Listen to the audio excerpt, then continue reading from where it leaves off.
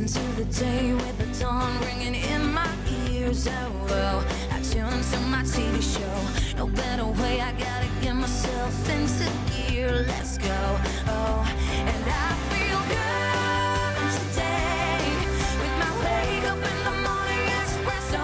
I feel good today. It's my feel good breakfast show.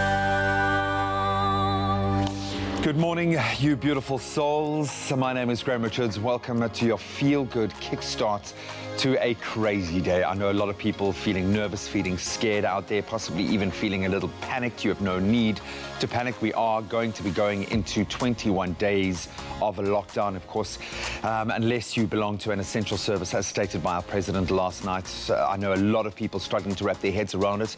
We are certainly in that with you. We are still trying to figure out what the new normal will be, but we'll figure it out together. The most important thing for us all to do now is not to panic.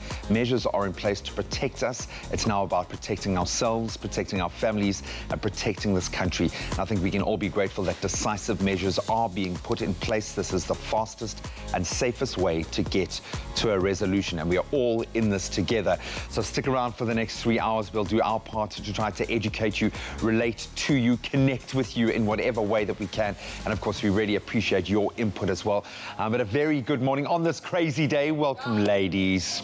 A crazy day it is. Absolutely. You know, tension is high, especially following the president's address last night with regards to the shutdown that's set to proceed from Thursday. You know, people are panicking. People are going to panic by after he had advised us not to do that, because supermarkets are still yet going to be open, and essential parts of, you know, the different industries are also going to be open if you need anything that, you know, to keep you going in the 21 days of the shutdown. So as G said at the top of the show, let's try to remain calm more than anything, and try to, you know, learn as much as we can about this entire pandemic. No, absolutely. And I also feel like everyone's saying, just don't panic. There are set rules in place. It's going to affect absolutely anything, and that's what we actually want to engage with you this morning on our Good Morning Post, on Expresso Morning Show, SABC3 Facebook page. We're saying, good morning, everybody. How has coronavirus affected how you prepare and eat your food? Are there extra precautions that you take?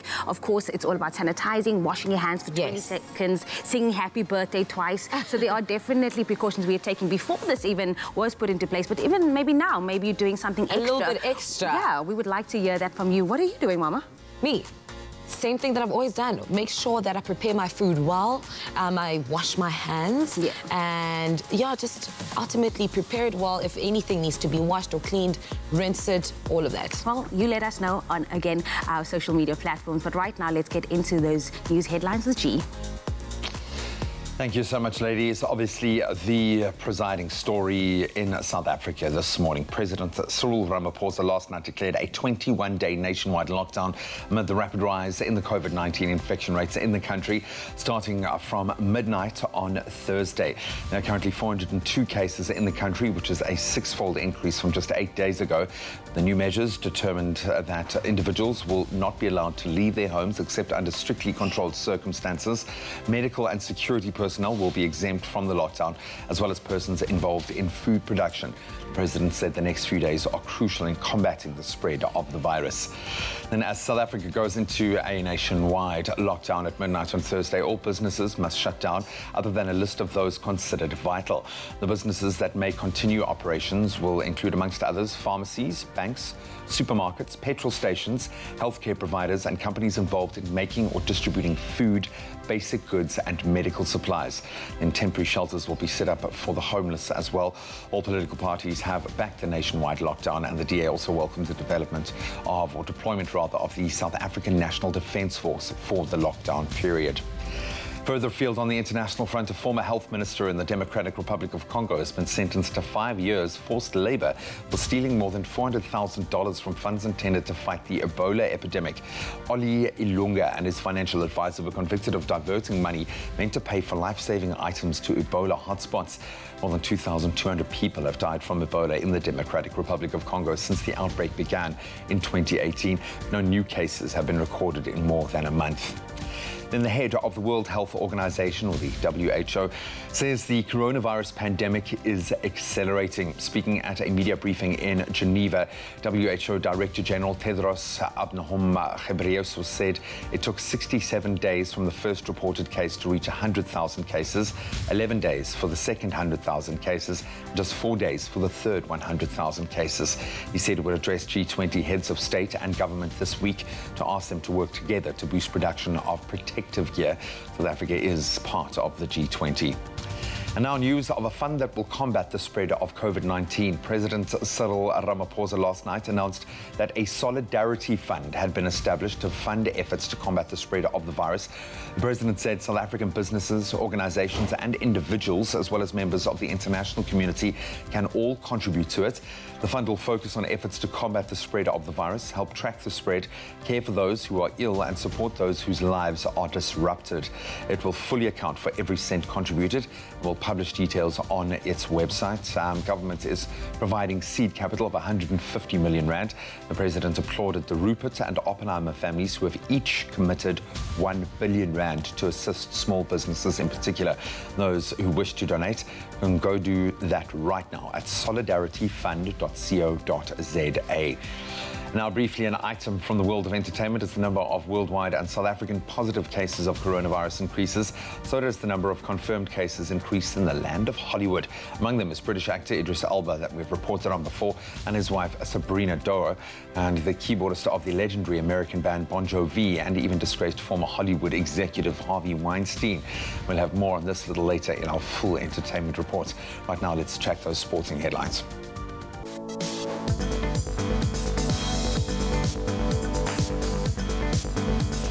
Well, in our continued and evolving Olympics watch, South African Olympic champion swimmer Cameron van den Berg has announced that he has tested positive for the coronavirus. The 31-year-old said it's the worst virus he has ever endured, despite being a healthy individual. The Olympic champion said he had been struggling with COVID-19 for 2 weeks already and admitted he is still struggling with symptoms like serious fatigue and residual coughing. Then Canada became the first country to withdraw from the 2020 Olympic and Paralympic Games in Tokyo because of the risks associated with the coronavirus outbreak. Australia has also made it clear that they will not be participating should the Games take place this year, and told its athletes to prepare for the 2021 Olympics. The International Olympic Committee is expected to decide on the fate of the Games in 4 weeks' time. The Games are currently due to begin from the 24th of July to the 9th of August. On to cricket. Cricket South Africa yesterday announced both the Proteas men's and women's players to be awarded national contracts for the 2021 season. A total of 30 players, 16 men and 14 women, were all awarded contracts. Warriors fast bowler Anrich Nokia and Lions duo Dwayne Pretorius and Rassie van der Dussen have all earned upgraded contracts. Lions fast bowler Buren Hendricks also earned his first national contract. Now to rugby. The professional rugby unions in both Australia and New Zealand have suspended all rugby, which includes proposed domestic competitions, that in an effort to curb the spread of the coronavirus. Australia planned on launching a local tournament which featured their 4 Super Rugby franchises and the Western Force in April. The date for the start of this competition has now been moved. New Zealand was looking to launch a similar competition with their franchises, but said all rugby has now been stopped. And that's where we leave our sport for now. Let's get our first take on the weather.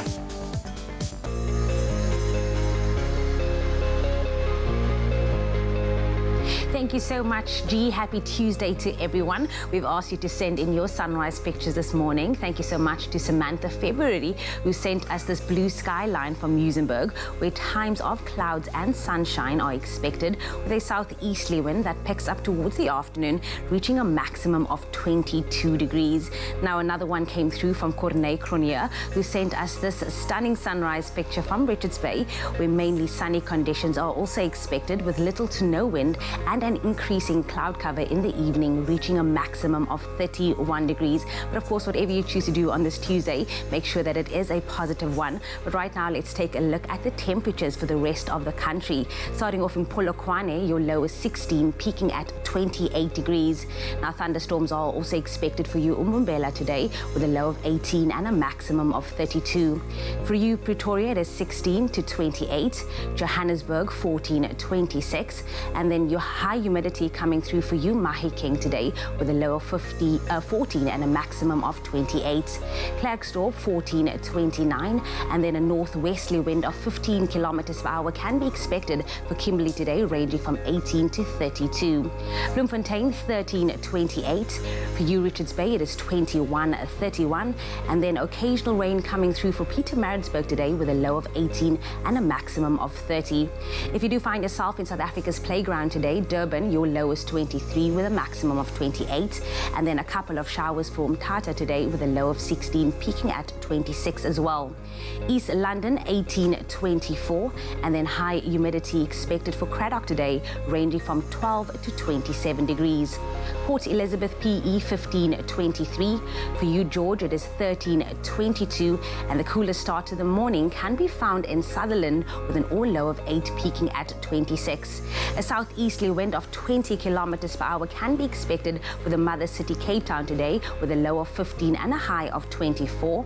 For you, Worcester, it is 11:30, Springbok 9:32, and as always, the highest temperature in the country can be found in Uppington with a low of 19, peaking at 36. Of course, whatever the weather, wherever you find yourself on this beautiful Tuesday, make it count, everybody. Absolutely, make it count. Gee, now we're back in the beauty room, and you know that when we are here to elevate nothing but your style and your makeup. But today we are focusing on G-Man. We are indeed, and it is my chance to choose, or at least it's your chance to help me choose, because it's a Tuesday, and we like to choose on a Tuesday. Life goes on, and it's all about that knitwear is coming into season now. Obviously, we're making the transition into a new season. We need to feel and look fresh, and I'm going through that. I'm weighing up the pros and cons of both in my head. So we've got this beautiful, it's a pullover, PK, quarter zip pullover from the Woolworths collection, which has got a nice close-knit, slightly lighter fabric. The quarter zip cotton PK pullover from the Woolworths collection, I think, has a classic kind of vibe. Cover up with its, it's a stylish, cozy, but leaves a little bit of playfulness with the collar. Made from cleavage. Yeah, and it's made from that breathable cotton PK, ultra comfort. I think it's got a nice feel to it as well.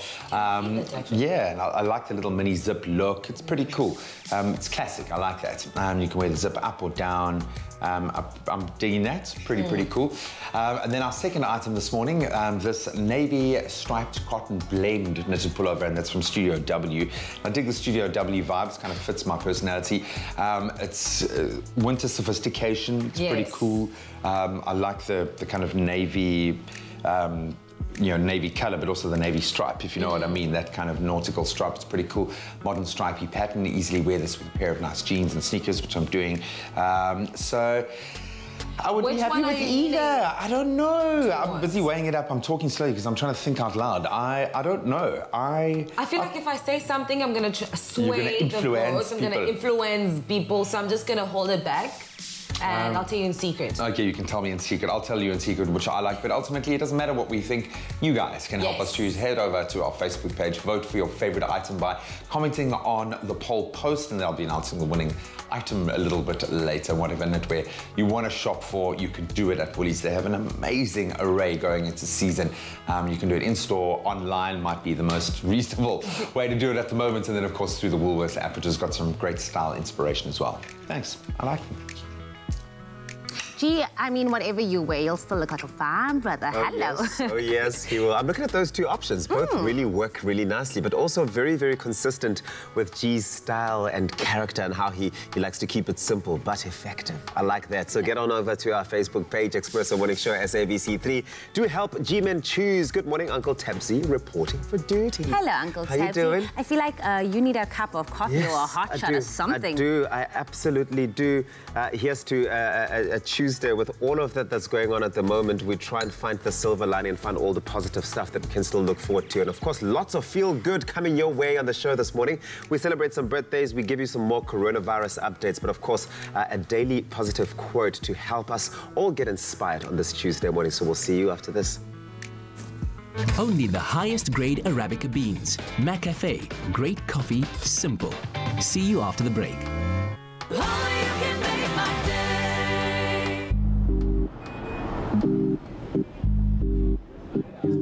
Kick off your savings goals with 0 monthly fees and unlimited swipes. Get a pay-as-you-use account on the Nedbank Money app today. Money.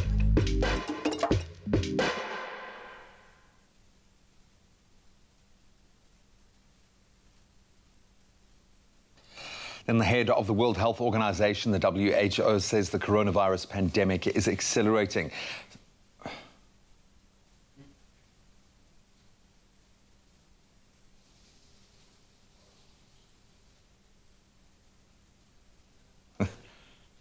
No. Where are you going? 5, 4, 3, 2. Then the head of the World Health Organization, the WHO, says the coronavirus pandemic is accelerating. Speaking at a media briefing in Geneva, WHO Director General Tedros Adhanom Ghebreyesus said it took 67 days from the first reported case to reach 100,000 cases, 11 days for the second 100,000 cases, and just 4 days for the third 100,000 cases. He said it would address G20 heads of state and government this week to ask them to work together to boost production of protective gear. South Africa is part of the G20. And our news of a fund that will combat the spread of COVID-19 in South Africa. President Cyril Ramaphosa last night announced that a solidarity fund had been established to fund efforts to combat the spread of the virus. The president said South African businesses, organizations and individuals, as well as members of the international community, can contribute to it. The fund will focus on efforts to combat the spread of the virus, help track the spread, care for those who are ill and support those whose lives are disrupted. It will fully account for every cent contributed and will publish details on the website. Government is providing seed capital of 150 million rand. The president applauded the Rupert and Oppenheimer families who have each committed 1 billion rand to assist small businesses. Those who wish to donate can do so at the Solidarity Fund or solidarityfund.co.za right now. We suggest, if you can, that you do that. That's where we leave our headlines for now.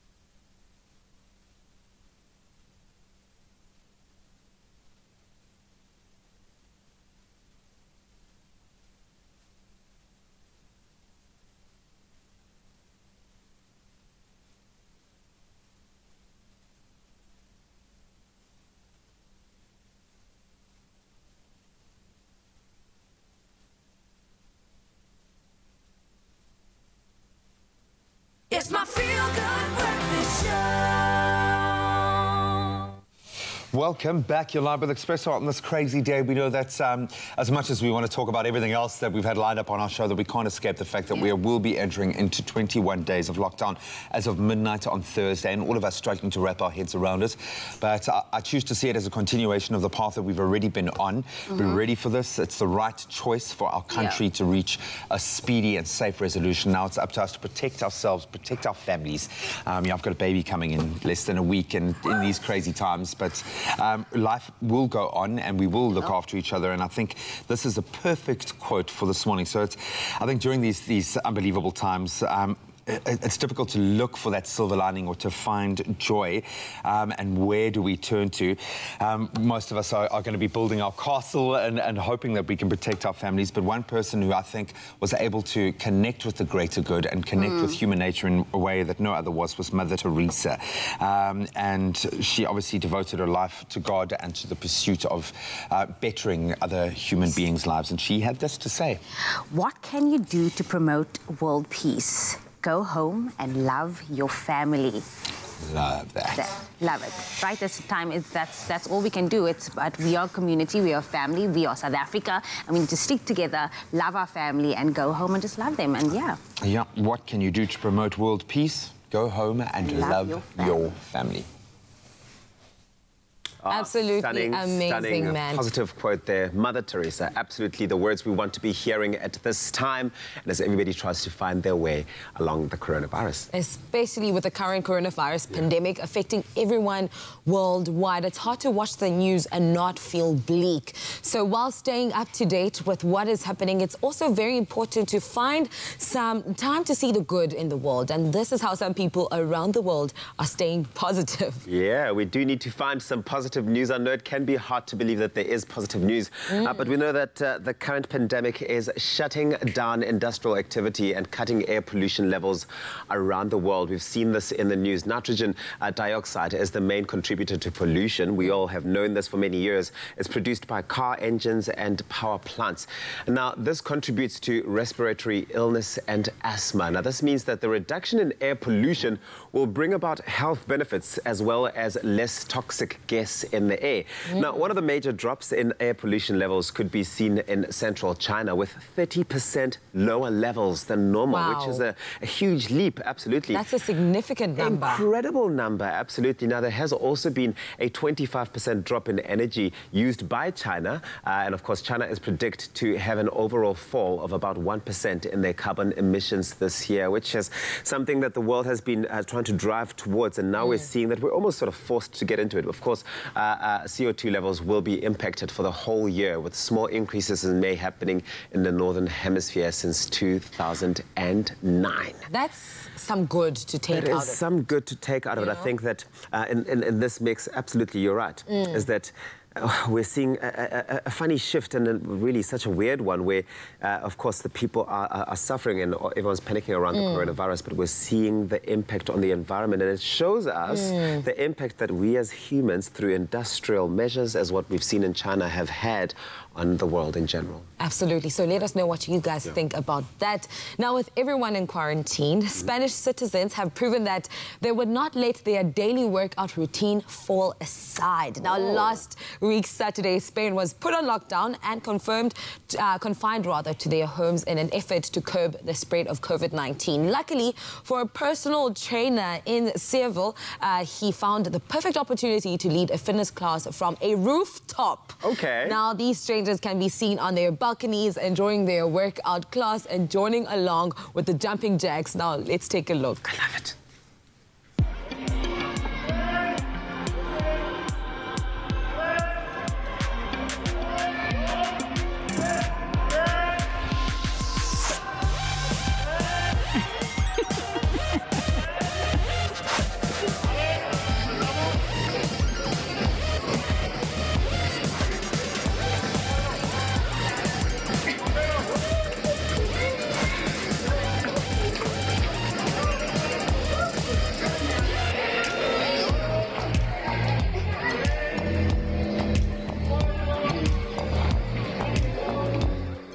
Now, so to clarify, that's a personal trainer on a rooftop, and everyone is standing on their balconies working out along with him, you know? Absolutely love. This is genius. Brilliant. This is really fantastic. It's forcing people to be, you know, kind of creative. Yes. Now, these unique fitness routines come after the World Health Organization released a mental health guidelines for those in quarantine. According to these guidelines, people need to remain indoors and maintain their daily routine as much as possible. Woo! Tough times ahead, but of course, when we pull together, we can soldier on and fight it. Absolutely. Now, keeping this in mind, we should adhere to the rules that have been set in place. Please, South Africa, to keep our country safe. This is our duty. This is our time to stand up for the country and stand up for life. But at the same time, find love and compassion in our hearts towards others having it a lot more worse than us. And we see it everywhere we go. Together, we can beat the coronavirus. Let's go out there and do it. Or stay in and do it. Tuesday. Choices. I like them both, to be quite honest. I'm not particularly, you know, skewed towards one or the other, but what have the people been saying? The people are saying, well, Jackie Newman at least is saying, hey, Graham, the navy stripe, please. Okay. Suzette is saying, navy stripe is your color, Boo-Boo Kitty. Okay, Oh, well, she didn't say Boo-Boo Kitty, but I'm just adding that for you, Suzette. Pinky says, navy striped Graham with that red lady that dances, you know, that okay, yeah, the salsa lady, I like to call it, yeah. Yes, Liesel is saying the red pullover. Okay. Daphne saying red for Graham. Nicholas saying navy. So it's... It's kind of... What is the prevailing thought, do you think? Let me just go... It's the red one, G. It's the red one. You seem disappointed. No, I like the red one. No. It's cool. I like it. I think I'll wear the zipper down, but you can tell me what it looks like once I've actually got it on. But this PK is a cotton knit blend, which is nice. So it's nice. It's a little bit lighter maybe in its knit, which is great for a kind of transitional season. But you can get them both at Woolies and shop it in-store or online or on the app. Thanks so much for helping me choose, guys. Cool. Nice. Who says second-hand is second best? At Cash Converters, you can buy top brands at bargain prices and sell your goods for instant cash.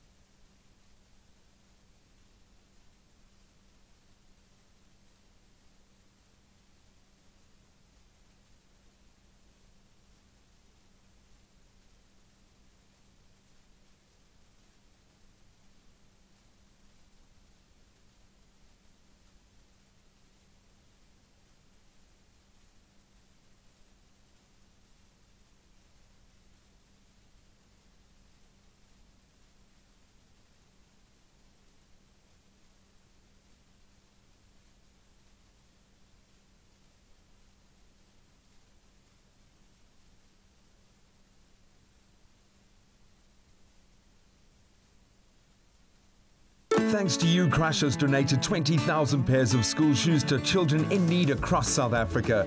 Keep celebrating goodness with us. Buy a Crush and follow the details on the pack for a chance to win cash prizes and school fees. Crush, share the goodness. It's my feel-good breakfast show. Happy birthday, a very happy birthday to you. Welcome back to it. It is your Feel Good Breakfast Show. It's Expresso live on SABC3. Thank you so much for choosing to wake up with us this morning instead of choosing to start your Tuesday off in the right way. It's time for us to celebrate some birthdays. We get straight into it because Jessica is celebrating her birthday today. Beautiful Jessica Michelle Chastain. She celebrates her birthday today. She looks like she is in her early 30s, but today, ladies and gents, she turns 43 years old. Now she is... Yes, no lies detected. She's an American actress and producer. This two-time Oscar-nominated actress is the wife to Gianluca Passi de Proposulo, and Jessica was named the ambassador for Manifesto, the Yves Saint Laurent fragrance, and she has since been listed as well as 100 most influential people in the world. So she's one of them by Time magazine. And Jessica will be part of Henrik Ibsen's version of A Doll's House, which I think is going to be such a beautiful story, which was written by Frank McGuinness, and we are told to mark our calendars for the 10th of June, and we just can't wait. Hopefully we get to see that one on streaming platforms. So happy birthday. I cannot believe that is her age, actually. Yeah. What do you even mean? That's mind-blowing. This to me screams fake news, but that's what they say. We'll Google her after. So now on to you guys, our loved and loyal viewers, starting off with Joe, or Joey. We wish our son a happiest birthday ever.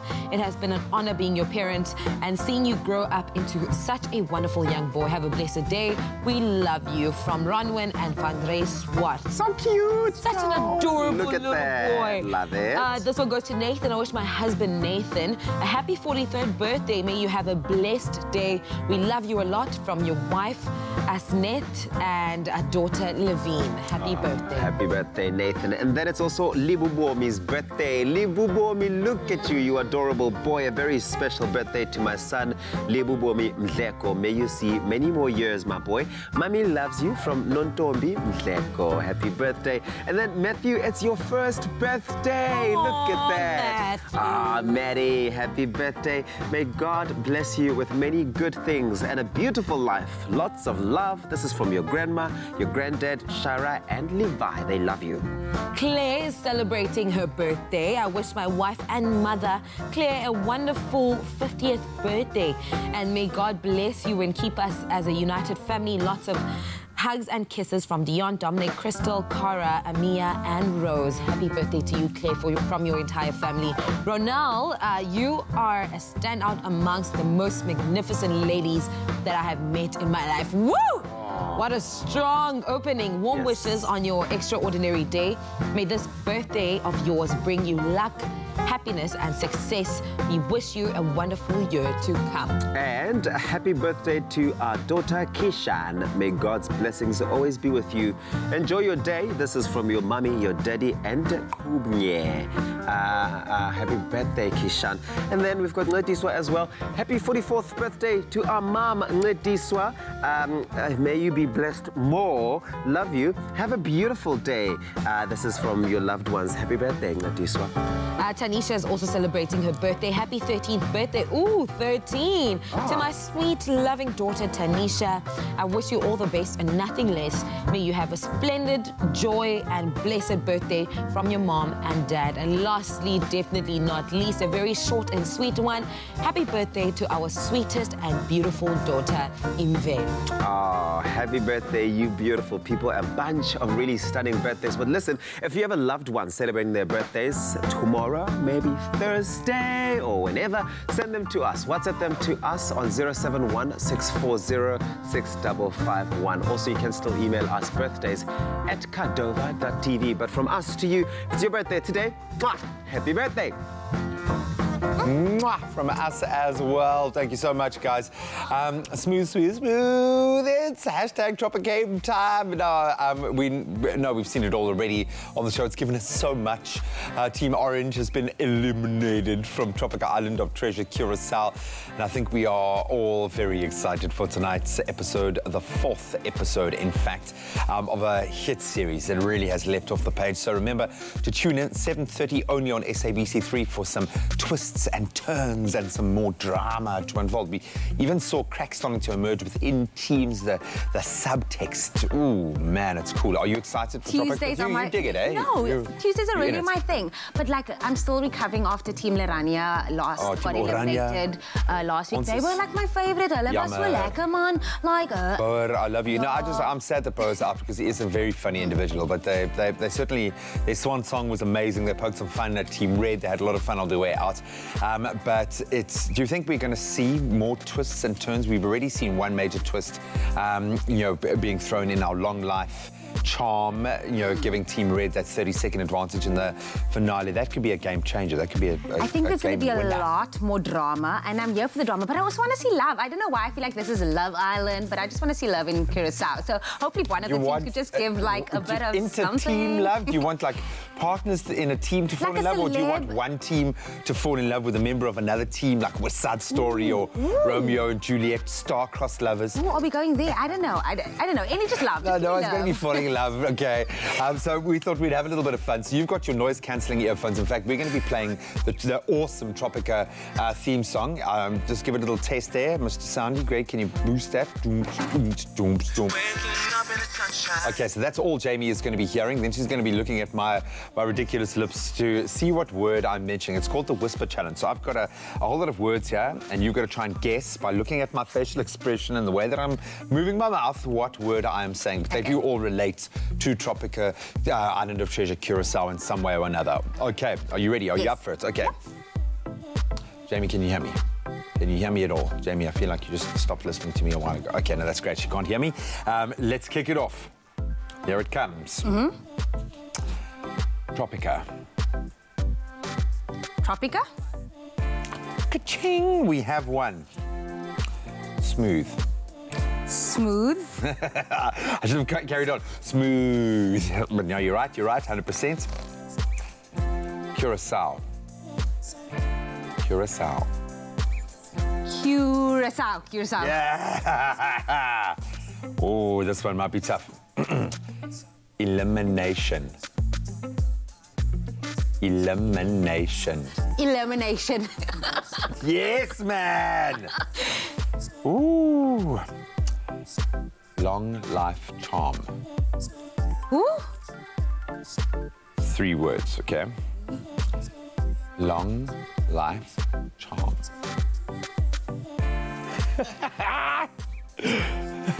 Long life charm. Long I said the words.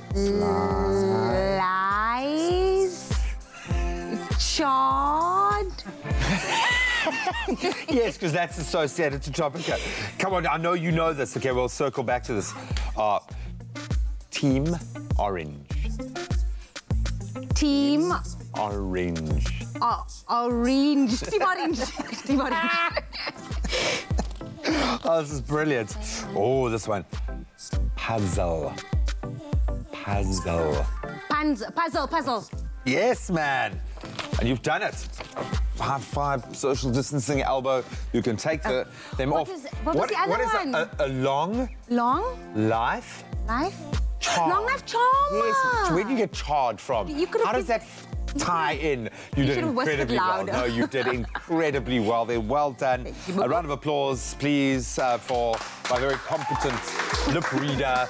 A lot of fun there. Remember, you can tune in tonight to Tropica Island of Treasure Curacao, 7:30 right here on SABC3 if you want to see how the remaining teams perform on tonight's episode, and we'll see you then. Don't laugh. Long life. Next time on Tropica Island of Treasure Curacao, the competition takes an unexpected twist. The top 5 finishers in this challenge will have an unprecedented opportunity to choose a new teammate. This entire game is going to change. It makes no sense. I just want this to be over with. We can't feel sorry for you. Tropica Island of Treasure Curacao, Tuesday evenings at 7:30. Repeat Saturdays at 8 p.m. only on SABC3.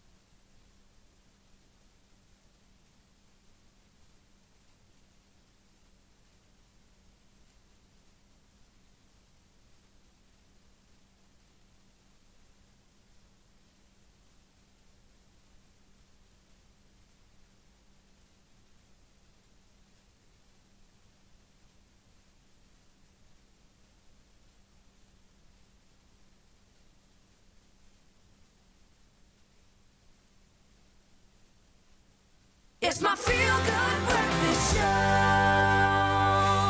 Welcome back, you beautiful people, to your feel-good breakfast show. It is Expresso live on SABC3. It's a Tuesday morning, a beautiful one at that regardless. And as you all know, and you should know by now, last night the president made possibly the most important address of his career, announcing a nationwide lockdown for 21 days starting on Thursday, 26th of March at midnight. And it'll go on until midnight on Thursday, the 16th of April. And that'll mark 21 days. And here are some key facts from his address. Yeah, I think as we, like you, try and wrap our heads around exactly what this is going to entail for all of us. Obviously, still some questions around that, but these are the facts that we do know, the bullet points of what we were able to take out of the speech last night. And I think let's start with the core of it, the fact that we are going to be restricted to staying at home. So all South Africans must stay at home. These are those that are exempt, okay? We are talking health workers, public and private, emergency personnel, security services, police, traffic, military, production, distribution of food and basic goods, those involved in that, essential banking staff, power utilities, water and telecommunication staff, and people working in the provision of medical supplies. And then, of course, you are allowed to leave your home to seek medical care, to go to collect food or to collect a grant. Absolutely. There will also be temporary shelters for homeless people that will be set up, which is very interesting. Now, all shops and businesses must close except labs, pharmaceuticals, financial services, supermarkets, petrol stations, as well as, again, healthcare providers, as well as companies that have continuous service like factories with furnaces that will be damaged if they stop production. So essential transport will also still operate in this time. And here's something to note. The president did say everyone else may only leave home to seek medical care. You may only leave to seek medical care, to buy food or to collect a grant. It's very, very important to take a note of this. But of course, yes, when it comes to community health teams will expand testing where people live in high-risk areas like townships, for example, to ensure that hospitals are not overwhelmed. A system will be put in place for centralized patient management. It's going to be a very, very important thing that we're going to be looking to. And of course, this will be for severe cases and decentralized primary care for mild cases, the president said. Then South African citizens and residents arriving from high-risk countries will automatically be placed under quarantine for 14 days.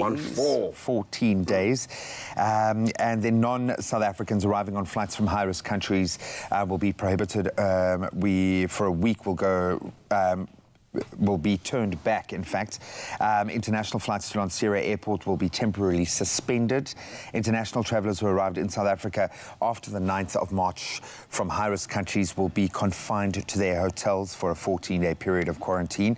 And something that we've got to add, and I think this is probably one of the most important pieces of information that we can put out there, manufacturers and distributors of basic necessities have assured that a continuous supply will be made available during this period. Please do not hoard. Please do not go out and panic by today and tomorrow. You will be the only reason why we have a problem. Not the fact that we are going into a lockdown, but because you are going out there and clearing the shelves and hoarding and panic buying. That is the only thing that can go wrong in the next couple of days. And you really have to take cognizance of that. So don't go out there and panic buy. Don't hoard, because that'll place unnecessary strain on those production lines that are already going to be coming to terms with the new dispensation. So please, the most important thing, don't panic. If you are in one of those essential services, you will be exempt. For the rest of us, we're going to have to figure out a way to move forward. It's 21 days. Absolutely. We can do this. We really can. Do it. Just think of the year-end break is around 21 days, and we survive that. We can do this now, and obviously the greater good is so important. Even, as you were saying. But of course, we call on the retailers as well to help manage the situation. I think that it's also on the retailers. When you see people buying more than 4 of any single one item, you've got to be ethical enough working at the shops or being a shop manager. I've no doubt that there will be restrictions in place. There has to be. Now, many of you are wondering what the economic implications will be and what happens to your job. But we're going to be looking rather at some more of those details in a bit to help you understand a little bit better. So we'll see you just after this.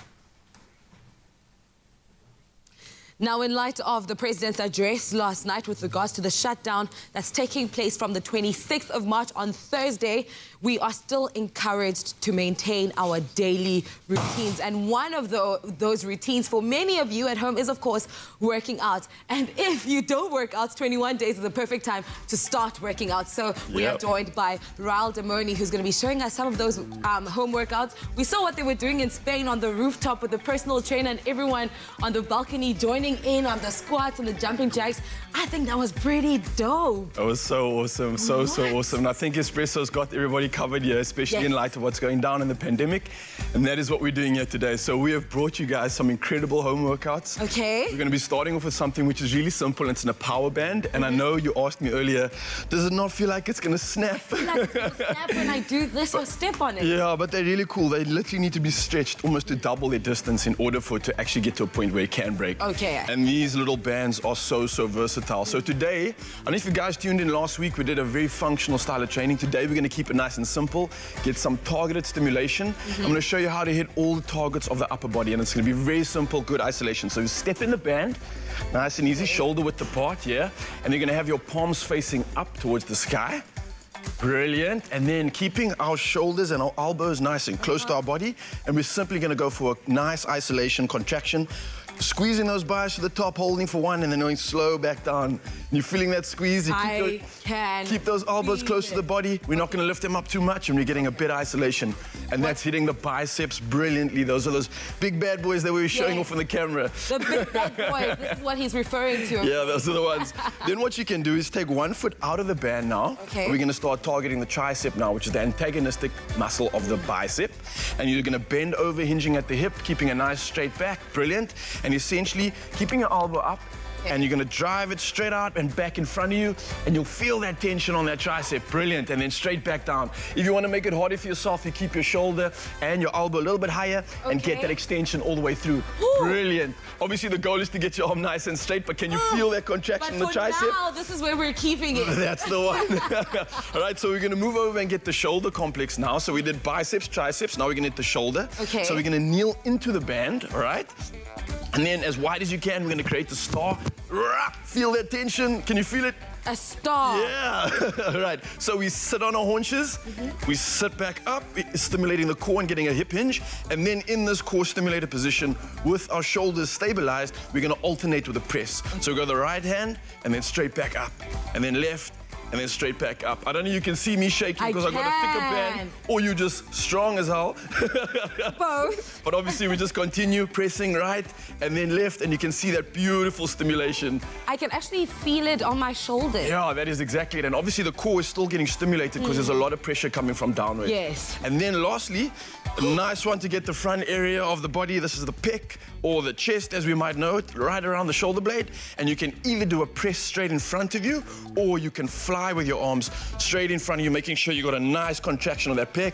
Keep it for 2 seconds and then slowly hold yourself back. And remember, we're always a superhero. So we're staying nice and strong, chest never out. Hunching over like a villain. We're not bad guys out here. We're staying nice and strong, tall and proud. Even though we're in the vicinity of our living room, we're still making magic happen. Why do you think it's so important for people to actually adapt to working out at home? I think it's obviously in line with the pandemic that's currently going on. And of course, any way that we can assist without the excuse of us sitting home, losing our health and potentially picking up weight. This is a perfect way. You have 21 days that you've been blessed with to redefine your lifestyle, redefine your life. So use it as an opportunity rather than a curse and being upset about it. And these are perfect opportunities for us to capitalize on that. Absolutely, man. These are not easy, challenging, but can definitely be done at home. Thank you so much, Ral. I mean, make sure to keep it logged right here on your Feel Good Breakfast Show for part 2 of our home exercises with Ral. You don't want to go anywhere. You're the most there. I love that attitude completely, and it's an opportunity. 21 days to transform yourself physically, maybe to transform your diet. I'm going to just get the skipping rope out. That's the one. I just keep thinking cardio. How do you get cardio done in your home? If you don't have an exercise bike or something like that, I'm going to do a lot with Jack because he needs to stay. My boy needs to stay active and stimulated, and that I've realised has been the toughest thing for him is adjusting to these changes without fully understanding why now he's been confined, why he can't see any of his little friends. I think that's been the real heartache. So I'm having to step in to provide that playtime kind of connection. So if I've made a lot of Play-Doh, man. And that's a lot easier than you think.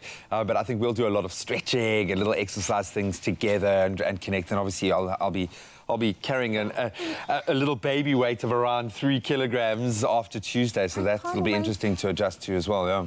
I'm going to have to wait 21 days to see baby, but we can FaceTime, so then I can see Barbie Kid just be like, oh my God. No, I'll video call as many people as Definitely, I can. but I'm probably going to be running after Luca, because Luca is a hot mess right now, jumping off tables, just running around, so that's definitely how I'm going to get my It's called the natural fitness routine. We love it. Well, you can let us know how you're going to stay active, how you're going to stay connected during this time of Corona. We'll see you on the other side of break.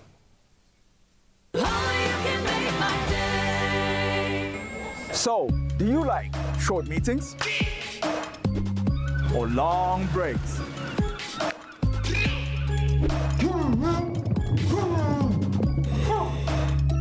Or playing it safe? Win the ultimate weekend away for 2 with the all-new Suzuki Expresso. Head to the competition post on Expresso's Facebook and Twitter page. Tell us what's your favorite feature of the Suzuki Expresso and why. Competition ends 27th of March 2020.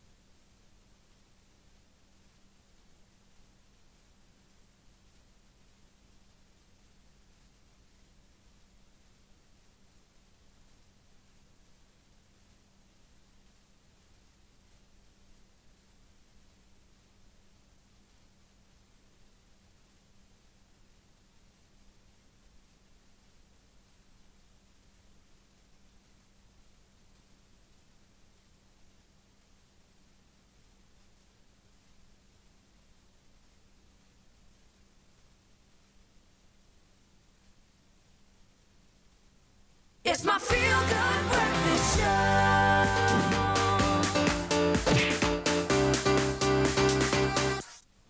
Welcome back. You're live with Expresso on this Tuesday morning. Thank you so much for choosing to tune in on these crazy days. And of course, we are united globally by the pandemic.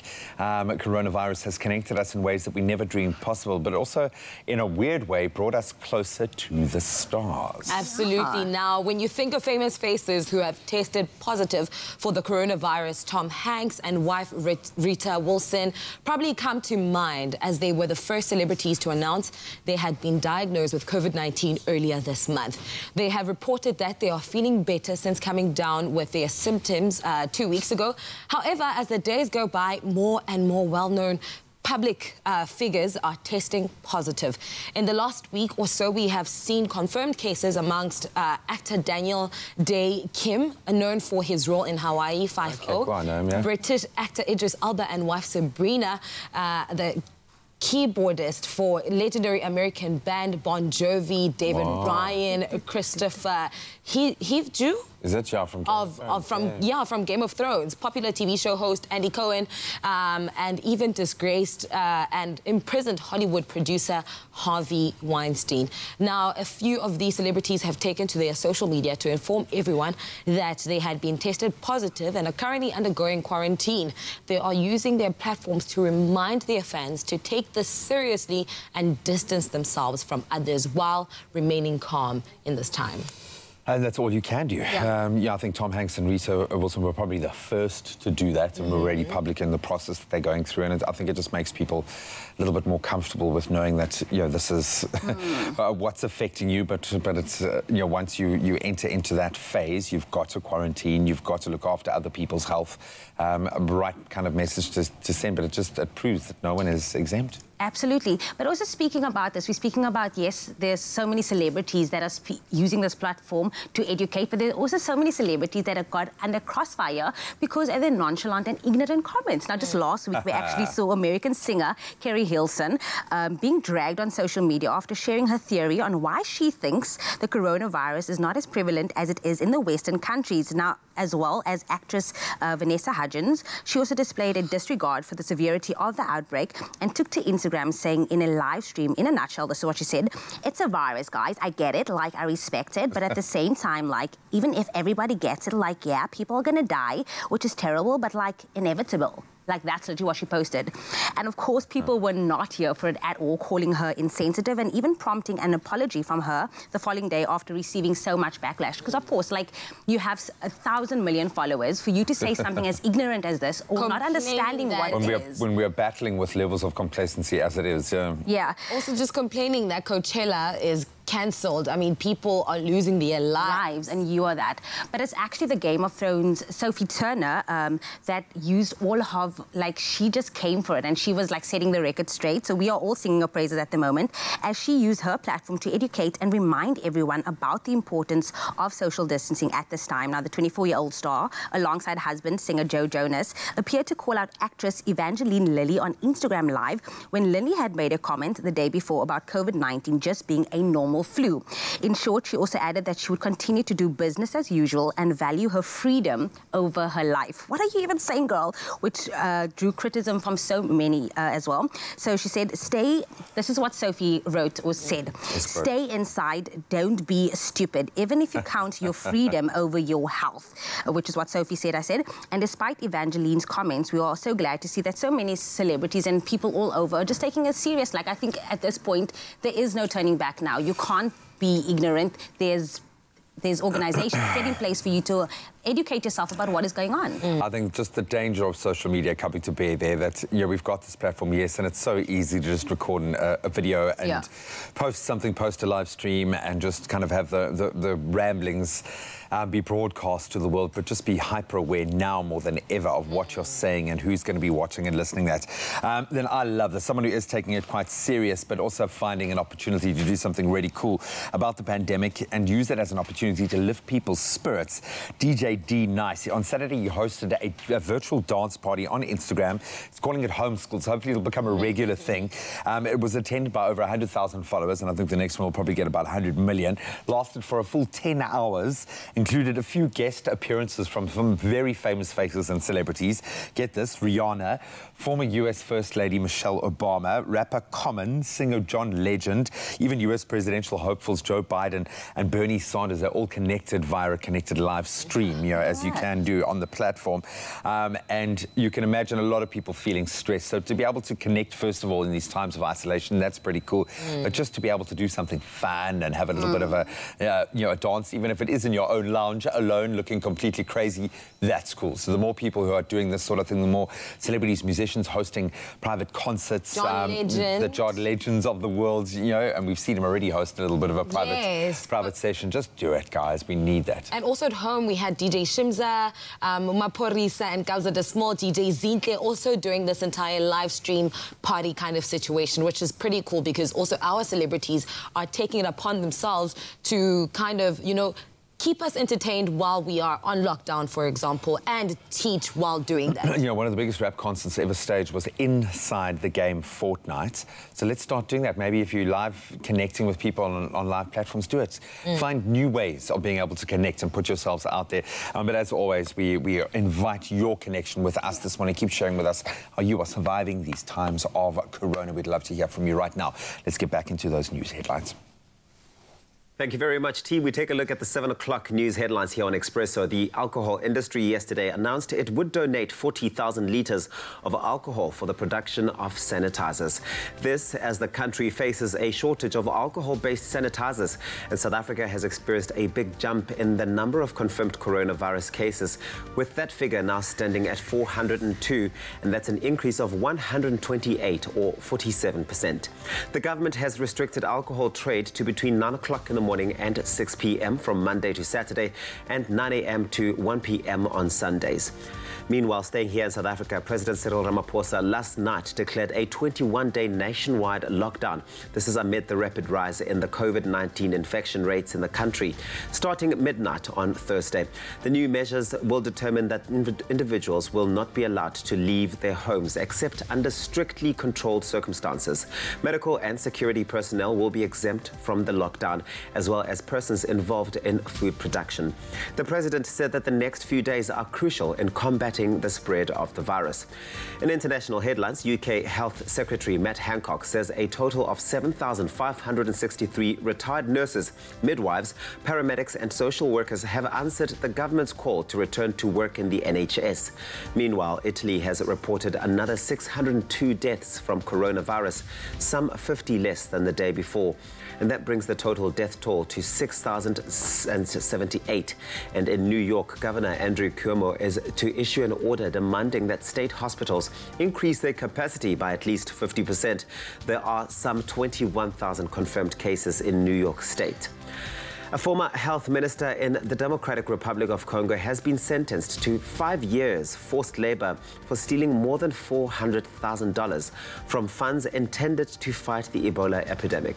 Oli Ilunga and his financial advisor were convicted of diverting money meant to pay for life-saving items to Ebola hotspots. More than 2,200 people have died from Ebola in the Democratic Republic of Congo since the outbreak began in 2018. No new cases have been recorded in more than a month. And now, news of the gift of the givers rising to the occasion once more. They say it is in discussion, or they are rather in discussion with various role players to set up further very necessary cost-effective testing facilities in selected areas nationwide.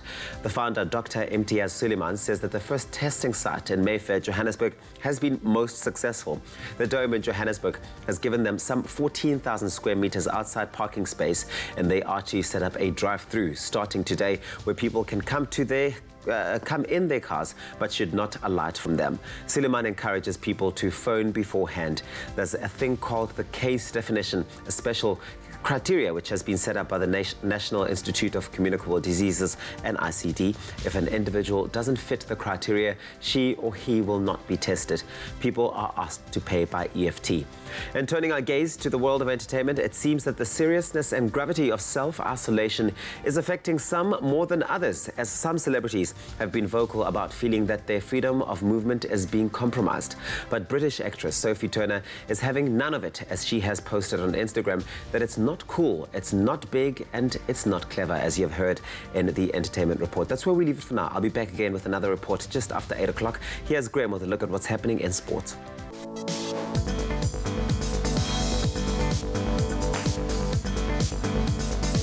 Let's start with one story that I think will affect many. South African Olympic champion swimmer Cameron van den Berg has announced that he had tested positive for the coronavirus. The 31-year-old said it is the worst virus he's ever endured, despite being a healthy individual. The Olympic champion said he had been struggling with COVID-19 for 2 weeks already and admitted he is still struggling with symptoms like serious fatigue and residual coughing. Then on to our Olympics watch. Canada became the first country to withdraw from the 2020 Olympic and Paralympic Games in Tokyo because of the risks associated with the coronavirus outbreak. Australia has made it clear that they will not be participating should the Games take place this year, and told its athletes to rather prepare for the 2021 Olympics. The International Olympic Committee is expected to decide on the fate of the Games within 4 weeks' time. The Games are currently due to begin from the 24th of July to the 9th of August. Then on to cricket, and finally some non-COVID-19 news. Cricket South Africa yesterday announced both the Proteas men's and women's players to be awarded national contracts for the 2020-21 season. A total of 30 players, 16 men and 14 women were all awarded contracts. Warriors fast bowler Anrich Nokia and Lions duo of Dwayne Pretorius and Rassie van der Dissen have all earned upgraded contracts. Lions fast bowler Buren Hendricks also earned his first national contract.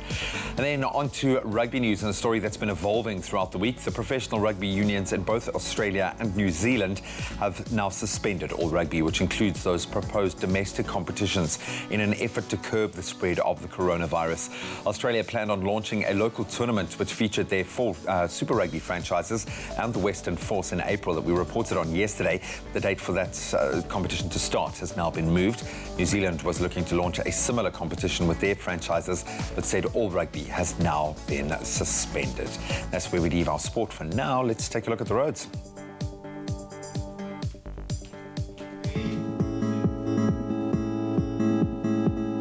Thank you so much, G. The time now is 3 minutes after 7. Let's take a look at what's happening on the roads this morning. If you do find yourself in Gauteng, Danville, now there is congestion on Trans-Oranje Road between Morkel Street and Wormhague. Now this is due to the morning peak traffic, and delays are expected, so please be patient on the roads this morning.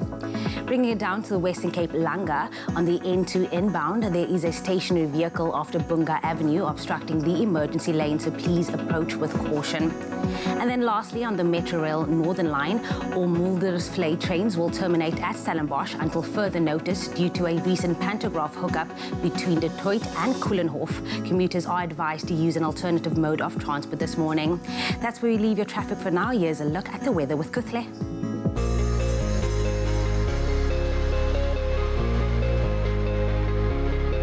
Thank you so much, Jamie. The time is now 4 minutes past 7. It's time to have yet another look at the weather this morning. But first, we have asked you to send in your sunrise pictures. Our regular photographer, Nancy Govender, sent us this beautiful grey skyline from Pennington, where mainly cloudy conditions are expected with high humidity and an evening thunderstorm reaching a maximum of 28 degrees. Another regular, Gary Ukamp, sent us the spectacular sunrise picture from East London, where cloudy conditions are expected for the entire day with a southwesterly wind reaching a maximum of 24 degrees. Thank you so much for your sunrise pictures. We absolutely love seeing them. Make sure to keep them going, keep them flowing on our social media platforms using the hashtag Expresso Show. Now for the temperatures for the rest of the country, starting off in Polokwane with a low of 16, reaching a high of 28. Thunderstorms expected for Mbombela at 18 as the low, reaching a high of 32.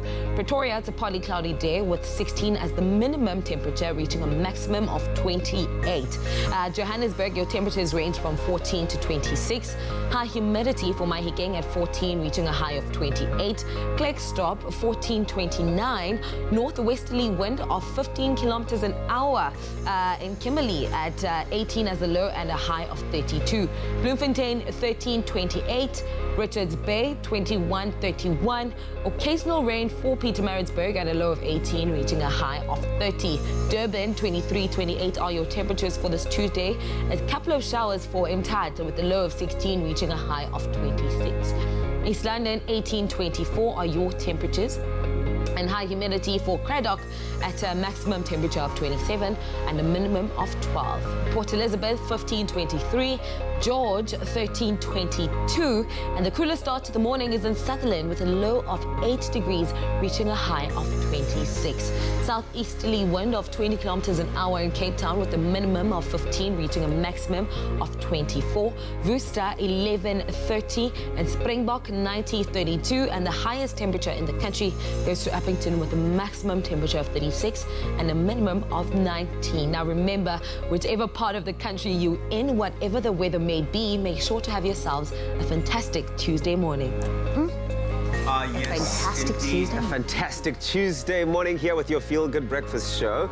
Auntie Jamie, I see that you've got your coffee ready already. Got a coffee, yes. But what's that I'm smelling, Princess? What is that? Croissant? Oh, yes. Say no more. Yes, I'll have one. Please, Princess. Bring one for him.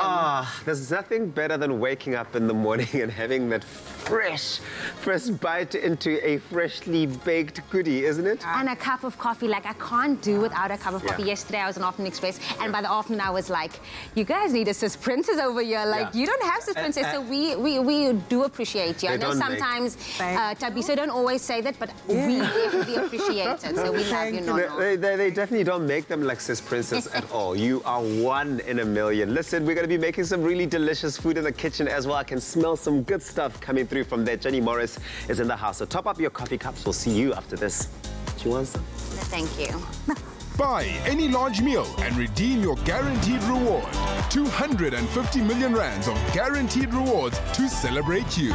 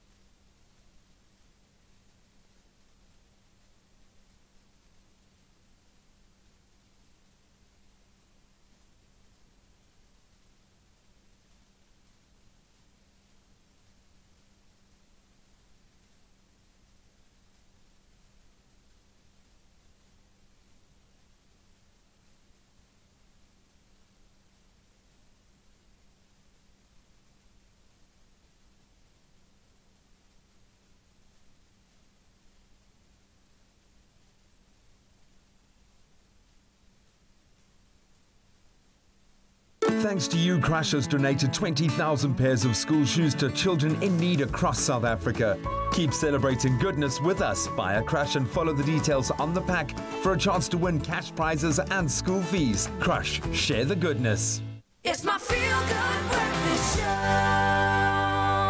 Welcome back. You are still live with Expresso, and I think one of the areas many of us are thinking about that will be impacted most by the social implications of the coronavirus is the retail industry, specifically food. Now, with the uncertainty around which we will all be able to conduct normal life again, people are going into a frenzy, making sure that they get what they might need over the next few weeks.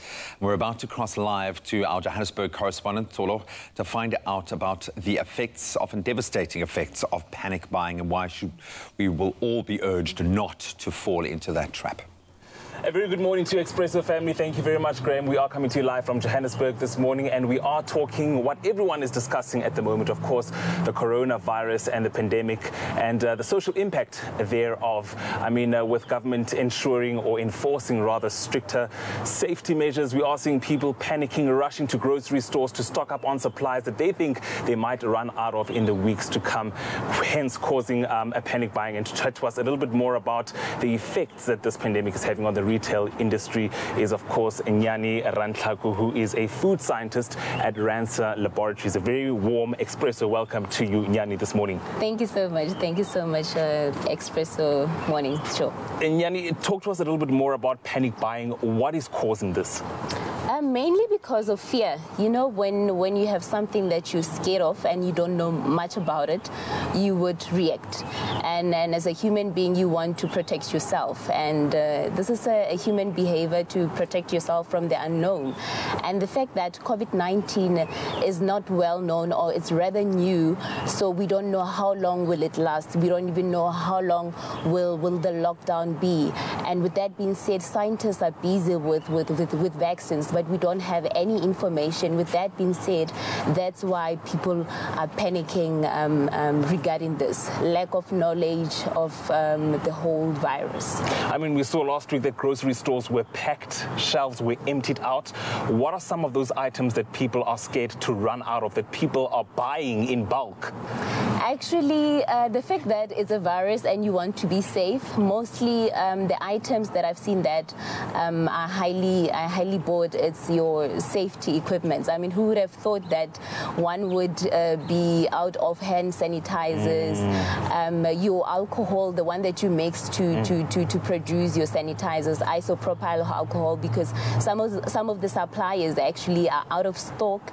And in terms of food, your tinned food, because those have long-term shelf life. So all the kind of foods that are dry, that you would see that, you know what, this will last me for a couple of months or even a year. Those are most of the items that people are buying, and just to be safe, a person just wants to be safe for quite a long time, just in case. I mean, this is no laughing matter, but people are telling us that no, we should not be panic buying, we should not be bulk buying. What are the dangers, what are the risks of doing exactly that?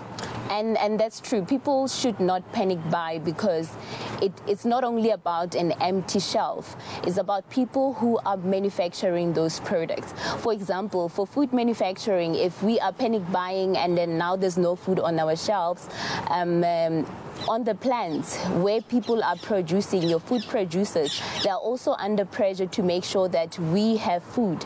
And there's certain standards that we need to follow when we are producing, making sure that we don't have any pathogenic microorganisms. So if we are rushing them, we could actually cause another havoc. We could actually have another pandemic on top of a pandemic on top of a pandemic. And that's not what we need at this moment. We can afford another issue on top of an issue. So there's enough food for everyone. Food producers are working 24/7. Manufacturers have actually ensured us that we will have enough suppliers. So there is no need to panic, because panic is actually epidemic. And just in terms of informal traders, how are they being impacted by this pandemic? Unfortunately, they are affected very negatively, because now we are trying to make sure that people are not in contact. And as you've seen on the ranks, people are always close to each other. So with that being said, we would appeal to the community that buy as local as much as you can. You know, support the informal traders there on the street. Buy their fruits, and then you can take it further from there. Not only online. If you want to buy things online, I think we need to teach our informal traders to put their products on the online platform, where we'll be able to help them and then buy their products. I think that the digital space is definitely one that is being explored so much more now that this pandemic has broken out, and I think it's an opportunity for everyone just to explore alternative ways of buying and selling. Our business is not done with Nyani. We are going to be chatting to her a little bit more later on how this pandemic is impacting the retail sector. But for now, it is back to you guys in Cape Town. Okay, well, it's that time of the morning. Step into the kitchen. On your feel-good breakfast show. What's happening? Why are you staying away from me? Okay, we're about to make some really delicious food over here, and you got something in your pocket. It ain't a gun, baby, but it's gonna keep us clean. Let's sanitize with that alcohol-filled sanitizer. Drink it. I was gonna say the same thing to you, that it's not for consumption. It's for the hands. It's for the hands. But of course, if you were cooking at home, maybe put on some gloves, because no glove, no love. No, we're talking about love. Clover Fresh Milk is the #1 milk brand in SA. Made with love by Clover.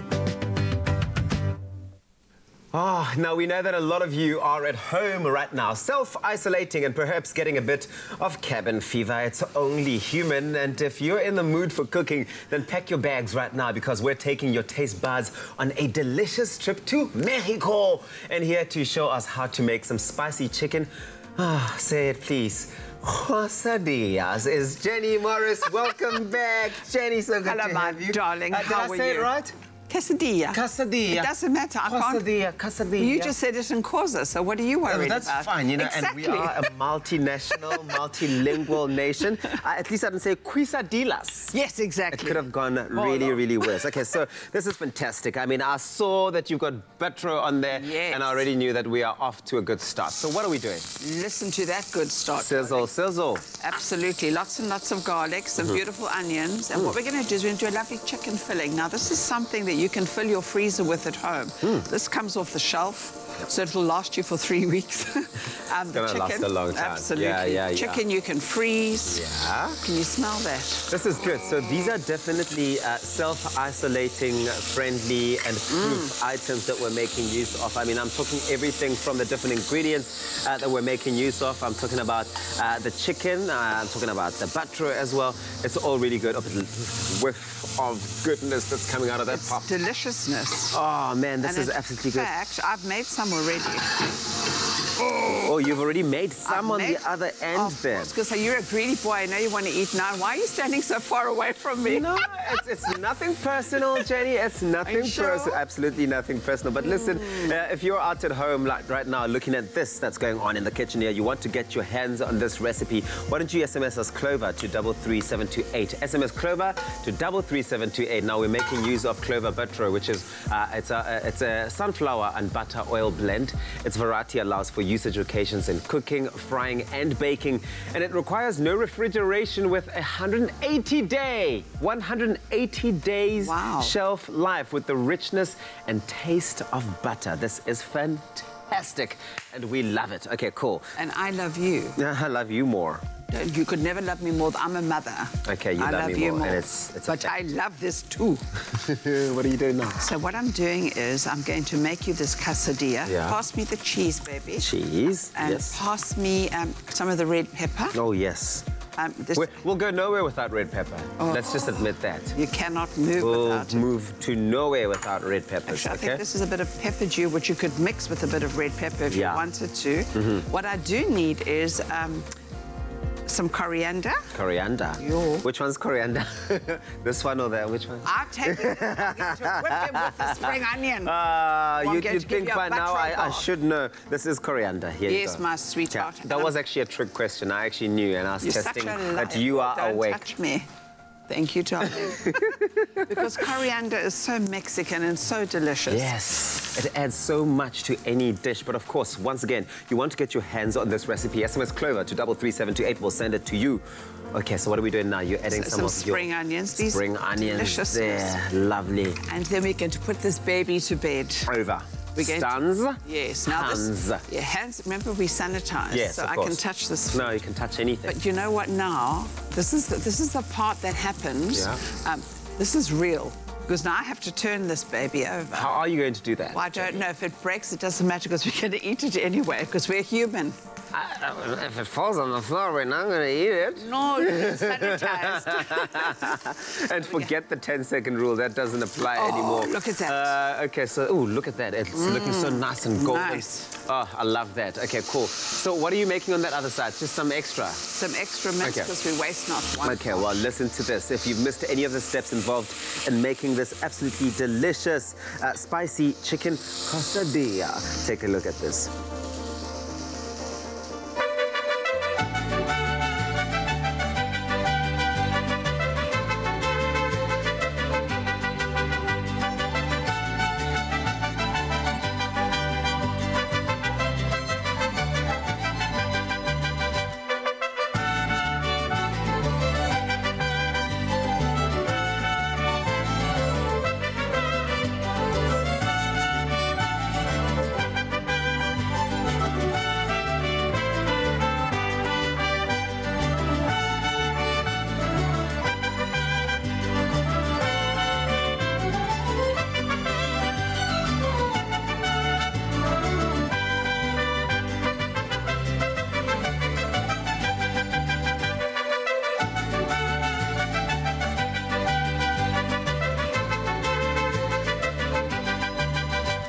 Made with love by Clover. And with that, we say, handere, arriba. Clover to 33378 will send you that recipe straight to your phone with a list of ingredients, absolutely complete. Now, of course, what we've made here is the perfect dinner for a night in front of the television, for example, with your loved ones. And just to remind you, once again, it's Clover to 33378. SMS that keyword to receive the recipe, and each SMS will cost you R1.50 and no free SMSs apply. Okay, are we ready to do handre? Yes. Arriba. Arriba. Arriba. Oh, that so good. That looks so good. It smells delicious. So delicious. Do you know, why should they watch this at night? Eat this at night. We can eat this while you're watching Expresso, doll. Well, actually, you can make it now. This morning. There are no restrictions when it comes to making this particular recipe. Well, it only works any time of the day. No, it only works with butter, so you better go shopping. That's about the only restriction. Otherwise, it's not going to come out as good. Ooh, it looks so good. Okay, cool. I'm about to have it because I can't wait to taste it. Okay, don't be a greedy child. I can't wait. Look at that, darling. Okay, thank you so much, Jerry. Okay, let's bite. Arriba! Clover to 33378. Oh, yes. Oh, yes. Oh, yes. How about a bit of Avo? Let me do it, because you're going to mess. Clover Fresh Milk is the #1 milk brand in SA. Made with love by Clover. Hola, ¿cómo estás? Muy bien, ¿qué tal? I feel like I'm going to learn a new language for 21 days. But you are... Yeah. Poquito. But I feel like you guys are going to be working out for the 21 days lockdown because you guys have already started with some home workouts.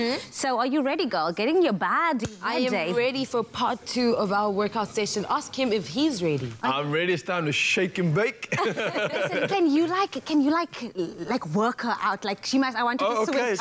Challenge accepted. What's going on here? No, joking. We are going to take a quick break right now, but we'll see you in a moment. Just like this. Next time on tropical island of treasure Curacao, the competition takes an unexpected twist. The top 5 finishers in this challenge will have an unprecedented opportunity to choose a new teammate. This entire game is going to change. It makes no sense. I just want this to be over with. We can't feel sorry for you. Tropical Island of Treasure Curacao, Tuesday evenings at 7:30. Repeat Saturdays at 8 p.m. only on SABC3.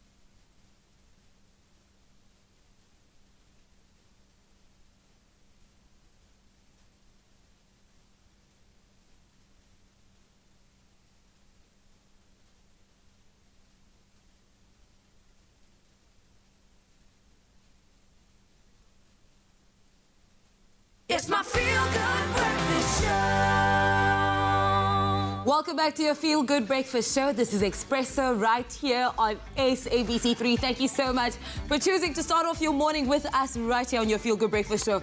I'm pretty sure people are wondering why we're on the floor. I'm just chilling, you know. Yeah. It's a Tuesday, why not? So obviously, as you saw earlier, we did some real cool isolation work with a really basic home use tool, which is the power band. Yes. But if you guys don't have a band at home, it's no excuse. And obviously, Expresso Fam's got you covered. Yes. So we're going to do something called a fat-burning roll. So normally we eat our rolls in the morning and we start adding some calories. So these rolls are going to take the calories away. So essentially... I am so nervous. All right, so we're going to start stimulating a lot of the core and our stabilizers as opposed to the isolation work we did in the last workout. Starting in the push-up position. If you guys are not comfortable with a full push-up, you're more than welcome to grade it onto your knees. Yes. So we're in that push-up position. I'm all right? the knee kind of push-up. And this is where the roll starts. Okay, so our roll starts with our body facing the ground, and we go for one push-up, all the way down, all the way back up, and then we roll to the side. Beautiful, then come straight back in and go for another push-up. Boom, lovely stuff. And then we go straight back to the side.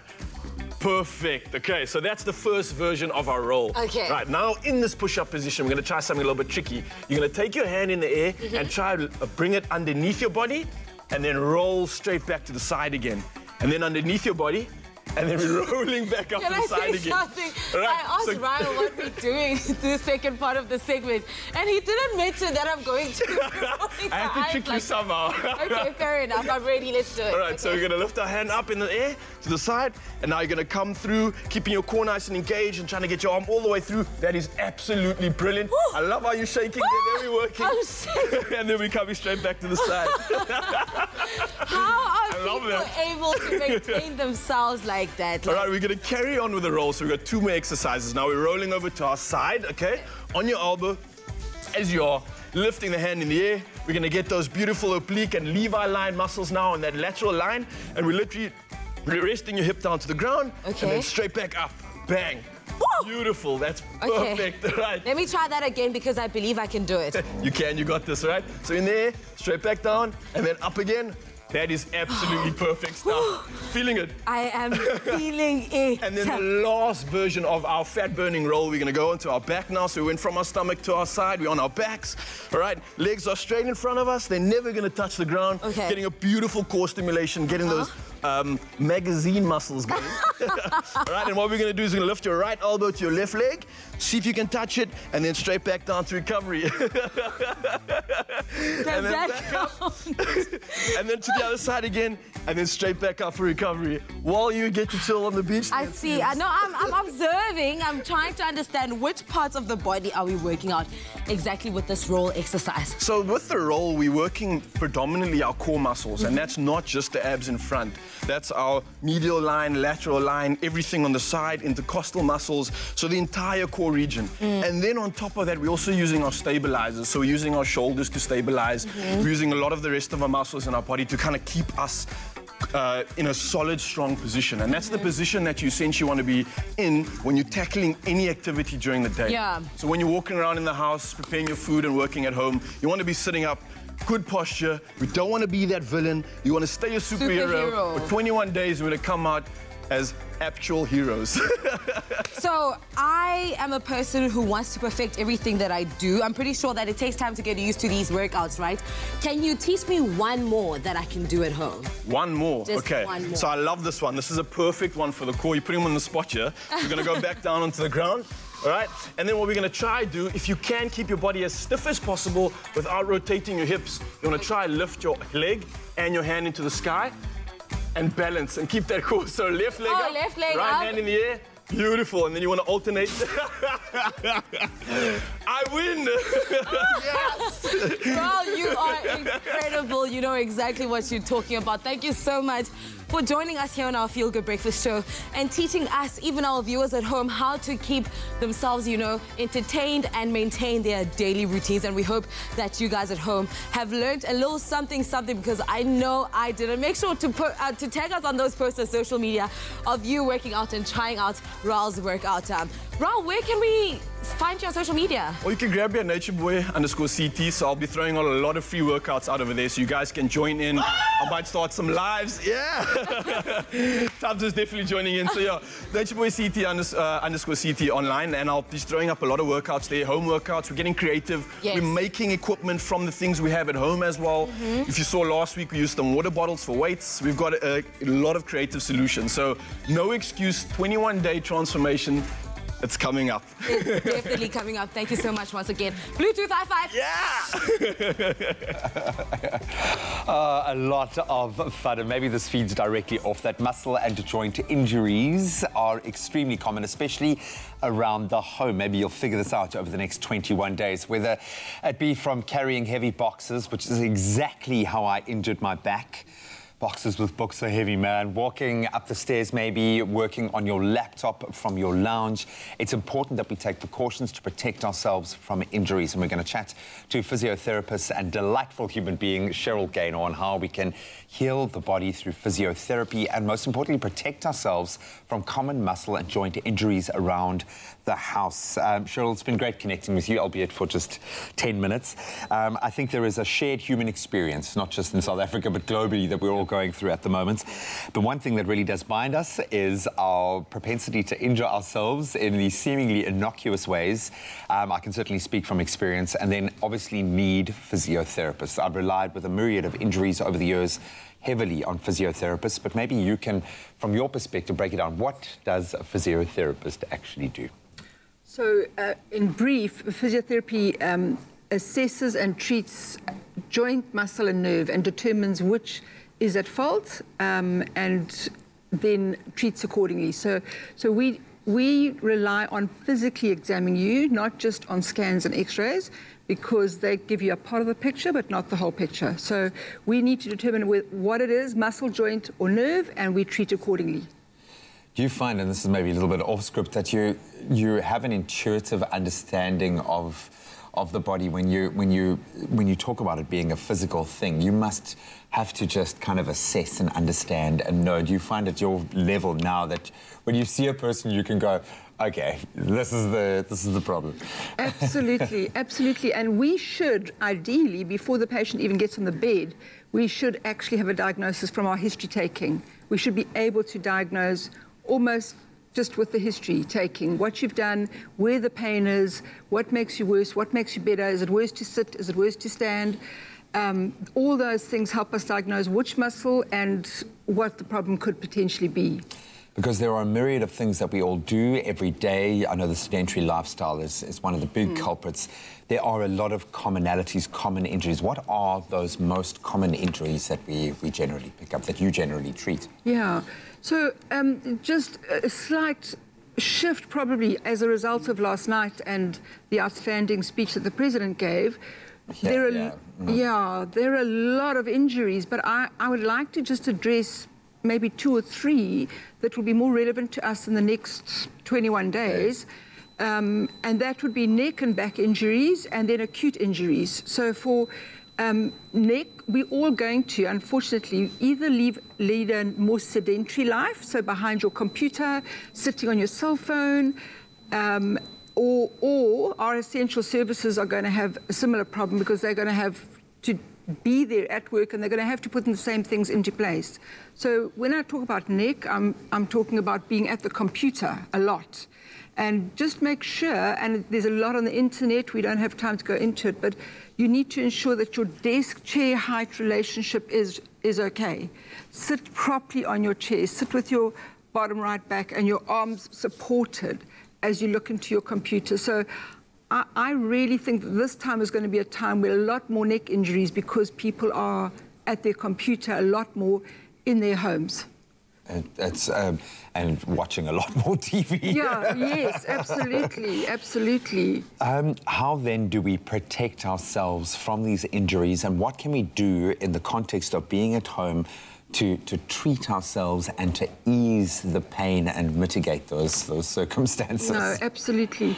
So interestingly, so I refer to the neck, so stretching. Stretching is essential. We need to be able to lengthen the muscles that shorten as a result of sitting in one position for any length of time. The segment just before us, I think they were great to look back at. You need a rile. You need a rile every day. Just play that segment over and over. Just replay that segment. But stretching, neck stretches, which you can find on the internet, yoga, Pilates, there's just masses of those. I won't do a demonstration as such, but you need to stretch your neck. So, literally stretch and hold to either side, both sides. But the reminder of stretching is it's not bounce and it's not 5 seconds. Stretching has to last as 20 seconds to be effective. Everything seems to be 20 seconds these days. You wash your hands for 20 seconds, you stretch your neck for 20 seconds. But it's worth knowing that, and I think the breathing is a big part of that as well for me. I noticed you brought a prop with you out. I don't know if you brought anything special for me in that briefcase. But sorry, Graham, no. Oh, man. But I'm guessing that relates to a big lesson, yeah. Yes. So just before I move that, the other thing with being at home, a lot of people being at home, is you're going to sit on the couch. Now, most people's couches are snuggly and soft and squishy. That is bad news for our backs. Not built for lower lumbar support. No, they're not. No. So just be careful. Rather sit, if you're going to be hours at the front of the TV or hours in front of the computer, just be careful to not sit, unfortunately, on a nice squishy couch, because the back concertinas and causes back problems. But in terms of my little prop here, whether you're an essential service or you're at home, most of us are going to be lifting and moving things around. And what we don't know with our back, most of all, is you need to be close to your object, bend your knees, and lift like that. Squat and lunge. Yeah. Squat or lunge. Yeah. And also not a long lever is out. It hurts your neck. Okay. So a short lever and lift. So even, for yourself, Graham, with a little one, a 3-year-old, when you reach out and lift your kids, make sure you've got a short lever and lift them like that, or whatever item you're lifting. The big thing is a short lever. We don't think of that. We use a long lever. I'm going to have 2 soon. I'm going to have a little baby. This one and a 3-year-old. Congrats. Maybe we can wrap up with alleviating pain if we are experiencing pain. Okay, great. So there's always this conflict of ice versus heat. If you have an acute injury, quite often one does, and even in these times, you're not thinking people are super stressed. If you've got an acute injury and it's just happened, ice it. Ice it. Ice it, ice it, ice it. Because I know a lot of people, they're not going to be able to come to physio. We're going to have to give information for people at home what to do. So if it's acute in the first 24 to 48 hours, ice it. But if it's a chronic problem, use heat. Those microwave bean bags, which you can get at most chemists, and stretch. And stretch. Stretch, stretch, stretch. And you can find loads of examples of that on the internet. And just breathe. I think throughout all of this, just breathe. I'm going to say to you what I say to all of our guests. Good luck over this time. Thank you. To you and your family. You stay safe. Thank you. Thank you so much. Where were you before I moved? I needed that kind of information. But I'm going to reiterate, in these very trying times, we have called on the greatest army on earth, our healthcare professionals, to come to our defense and our rescue. Now more than ever, they deserve the recognition. Today, keep in mind these incredibly brave individuals who are putting their own lives at risk right now for all of us, and acknowledge them for their courage and exceptional service. And we love the fact that Adcock Ingram OTC have created a platform to do exactly that with sponsors of Brave. And you can nominate your pharmacist, your healthcare professional, someone that has stood out for you by going to news24.com or partners.24.com/sponsors of Brave. People are doing incredible things right now, while all we are being asked to do is just go home and look after our families. There are people that are putting themselves out there, so recognize those incredible healthcare professionals. Jill, thank you so much. Thank you for the opportunity.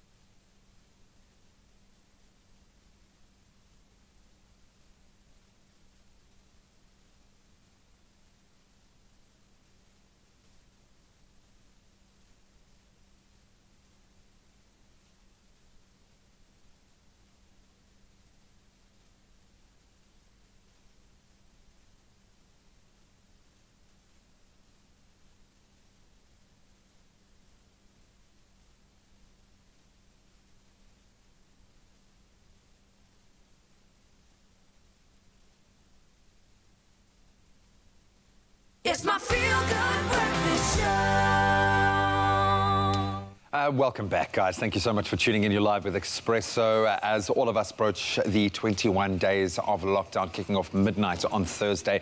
Obviously, the coronavirus dominating all news, all elements of life. Many people have been wondering how to conduct daily living while still practicing social distancing. And that's going to be ramped up to a whole new level. So this has led to questions around how to make sure we get the things that we need to get through the coming weeks. We're crossing back now to Tolo in Johannesburg to find out how to do so responsibly. A very good morning to you, Expresso family. We are coming to you live from Johannesburg this morning, talking about the coronavirus and the impact that it's having on the retail sector. And joining me is food scientist Nyani Rantlaku to unpack that angle for us a little bit further. Nyani, again, welcome to Expresso and thank you for joining us this morning. Thank you, King. Now, in light of the coronavirus and from a manufacturer point of view, how is it being made sure that food is reaching our shelves to us in the best of standards? Okay, thank you for the question. Food manufacturers, they have standards. So South Africa actually legislation focusing on the food industry has different types of standards, and those standards, they ensure that as food manufacturers, they manufacture their food in a safe manner. And that's why there is laboratories like your Ransa laboratory ensuring that each and every time when there's a batch that is manufactured in the plant, it has been tested for different types of bacteria, ensuring that we as consumers, when you consume whatever food product that you would be consuming, it's safe and it's also of good quality. So there's already international standards that are already in place. Our food processors, our quality controllers, they're right now working 24/7 in our food manufacturers, and we should definitely applaud them for such a great job, because they're ensuring that we will forever have food on our shelves. So there's the standards that are put in place by our international standards. For example, your ISO standards, your ISO 22000, your HACCP mainly they focus on hazard that you might find in your food manufacturers. So we are currently safe. That's what I can say. I mean, in light of that and talking about that, I mean, food is likely to be contaminated from fruits to veggies to meat. How are we ensuring that this does not happen in our stores, in our shops, in our homes even? Okay, so basically the food microorganisms that you would find in your meat, so you are likely to kill them when you cook them. That's why we advise our viewers that when you cook your meat products, you need to make sure that they are within the right temperatures when you cook them. And with that being said, when you are packing your food from the shelves, you need to make sure that you don't mix your fruits and vegetables with your meat, because with your meat they have chances of being killed, the microorganisms being killed. But with a fresh fruit or a fresh vegetables, there's less chances of it being the microorganisms being killed. So with that being said, we should make sure that we separate when we put our food products in our shelves, I mean in our fridge as rather. That's why even on our shelves, I'm very happy that our food shops, they actually separate your fruits, your frozen product. And also when we buy these frozen product, make sure that you pack them as quickly as you can. But before packing them, make sure that you sanitize them. You clean your fruits or your vegetables with water that is mixed with salt. Salt, it being a preservative, making sure that it's not in contact. Your food is not in contact with the pathogens that could make you sick. I mean, this pandemic has seen alternative methods of shopping, such as online shopping, being on the rise. But in that, or with that rather, there are risks involved and advantages. What are some of those? Okay, so some of the risks that we have observed is the fact that we need to be vigilant when we're doing online shopping, because there's a lot of scammers that would want to take your money, and you need to make sure that the site that you're using is reputable. It's a reputable site, and also don't panic buy. Still, we still say do not panic buy, because you don't want to buy a product and then when it comes to your household, it will be off, or maybe it will be expiring in the next 2 weeks. So we need to check, you know, your best before, know much about the product that you are buying as well, and mainly don't panic buy, because when you panic buy, you're also putting the food manufacturers under pressure. So and also, I mean, rather do online shopping versus physical, because we're trying to do self-isolation, making sure that we're not in contact as much as possible. So online shopping is the best, and I think that we should not also forget our informal traders. As much as our go, you know, they're selling their fruits down there at the taxi ranks. I think those who are good with 4IR can help the informal traders to actually put their products on this online platform, so that as Gogo, you know, urekisa all these food products for kids, for her family, they can also have something also on the table. We should also be, you know, practice humanity as well. Absolutely. It's all about helping each other and working together in order to curb the scourge. Nyani, it's been an absolute pleasure chatting to you this morning. Thank you. We look forward to having you again on the show, hopefully discussing a lighter issue. Yes, That was food scientist Nyani Rantlako chatting to us a little bit more about how this corona pandemic is impacting the food sector, and lots of learnings to take away from this conversation. It's back to you guys in Cape Town for now. Stunning stuff, Tsulu. Thank you so much for keeping all of that information flowing here on your Feel Good Breakfast show. Now, we did ask you this morning on our Facebook how the coronavirus has affected you and affected the way that you do things on a regular basis. We received some comments using that hashtag Expresso show. What are some of them, Kutle? Ulebohang says, it has affected how I eat. I learned that one needs a strong immune system to fight this virus. Therefore, I have adopted healthy eating. That's a perfect way, you know, of also just altering what you eat and how you prepare your food. And the next one comes from Otimi, the guy. He says, I've been doing intermittent fasting, so I don't see now the use of the breakfast, and helps to save money. Intermittent fasting. Yes. It can be really good. Timmy, well done, Timmy the guy. That's stunning stuff.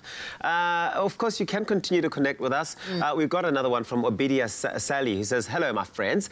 I made soup yesterday. We will have to cut down on lots of luxury things. Yes, that's so true. So I bought beans, lentils, dal, and that's the red lentils, some tin stuff, rice, going to get potatoes and some other veggies. So have to put small pieces of meat or chicken in food. Oh, I have to buy some tuna as well. Yes, you can never go wrong with tuna. We'll be okay, I'm sure, as we have lots of time to make dua and pray, so that we, you know, whatever little food we have at home will be okay. And that's will sustain us that and is our it. health. That is it. It's about starting to think and shifting your mindset about how much you are consuming in your home, but also what you are eating as well. You need to be thinking about what you're putting into your body. You want to make sure that your immune system is as strong, as protected, especially now with the children at home. So do continue to connect with us. Expresso Morning Show, SABC3, with the hashtag Expresso Show. Travel is one of the main ways COVID-19 has been making its way around the world. Our country has now been placed certain restrictions on international travel to and from South Africa, extreme restrictions that are going to ramp up even further. We know that 21 days of lockdown has changed the complexion of every conversation. Travel starts Linda Baum now joins us to chat about what we need to know about traveling abroad from returning to South Africa. Visas are being cancelled, and even local travel has been considered, reconsidered in the weeks as we tackle COVID-19 as a united country in order to flatten the curve. And now, of course, that has been ramped up to a whole new level. Is there a point in us even talking anymore? I know this is a crazy time for you guys, so well done for just hanging in there and dealing with the day-to-day. So where are we today? Thanks for asking, Graham. I must say I was discussing with your show our questions for today yesterday.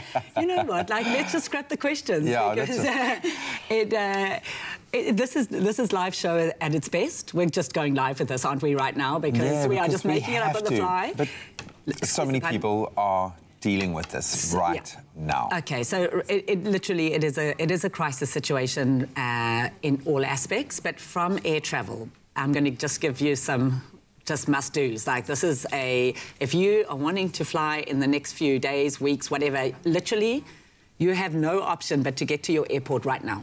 Yeah. And I'm not, if you've got friends, relatives, anyone that needs to get back to South Africa, please get them to go to the airport right now. The flights are getting grounded at every day. More airlines are just suspending their flights. My second bit of advice is, this is, the most critical, you check your airline's website. You make sure your flight is still flying. If it's not still flying, you will need to, then my advice is you just book a brand new ticket straight away. The rest we can go from there, but just get a new flight on whatever airline you can. There will very likely be time changes on those, reschedules on those flights, so make sure that you check that. That's critical. Go to the airline's website.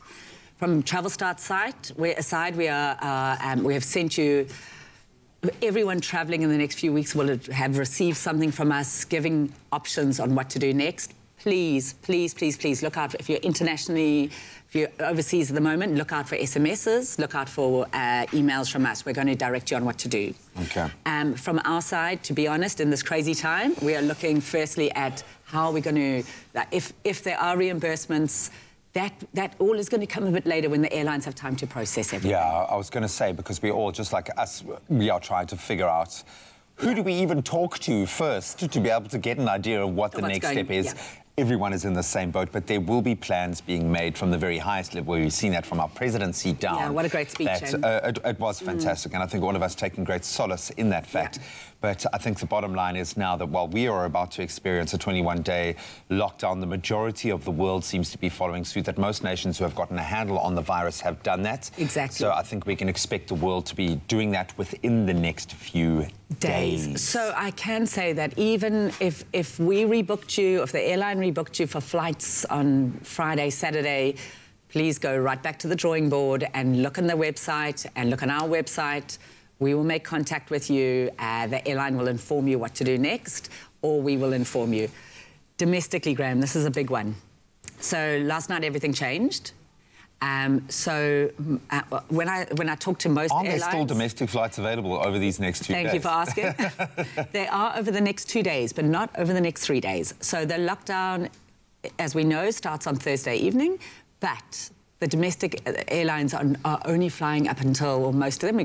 We're waiting for confirmation, but we can tell you Safair, Fly Safair and BA Comair and Kalula are flying only until tomorrow night. They need those planes back home in their hangars. Grounded, yeah. So please, please, please, from our side, you're going to get correspondence. You're going to get vouchers that you can use to rebook on those airlines' websites and on ours. But yeah, get on those. Will it be, and this maybe is out of your control to be able to answer this, do you foresee any concessions being made for people in extenuating circumstances? What if people are stuck in the wrong province to be able to get home, or in situations that they can't, or is it going to be a complete shutdown of all air travel for those 21 days? There is no flight. I'm going to say more than likely there will be no flights, because the airlines themselves are grounded. So you may have essential, the airports will maybe be open for essential travel, but the actual flights are not going to go. They're not going to. So please, yes, get home.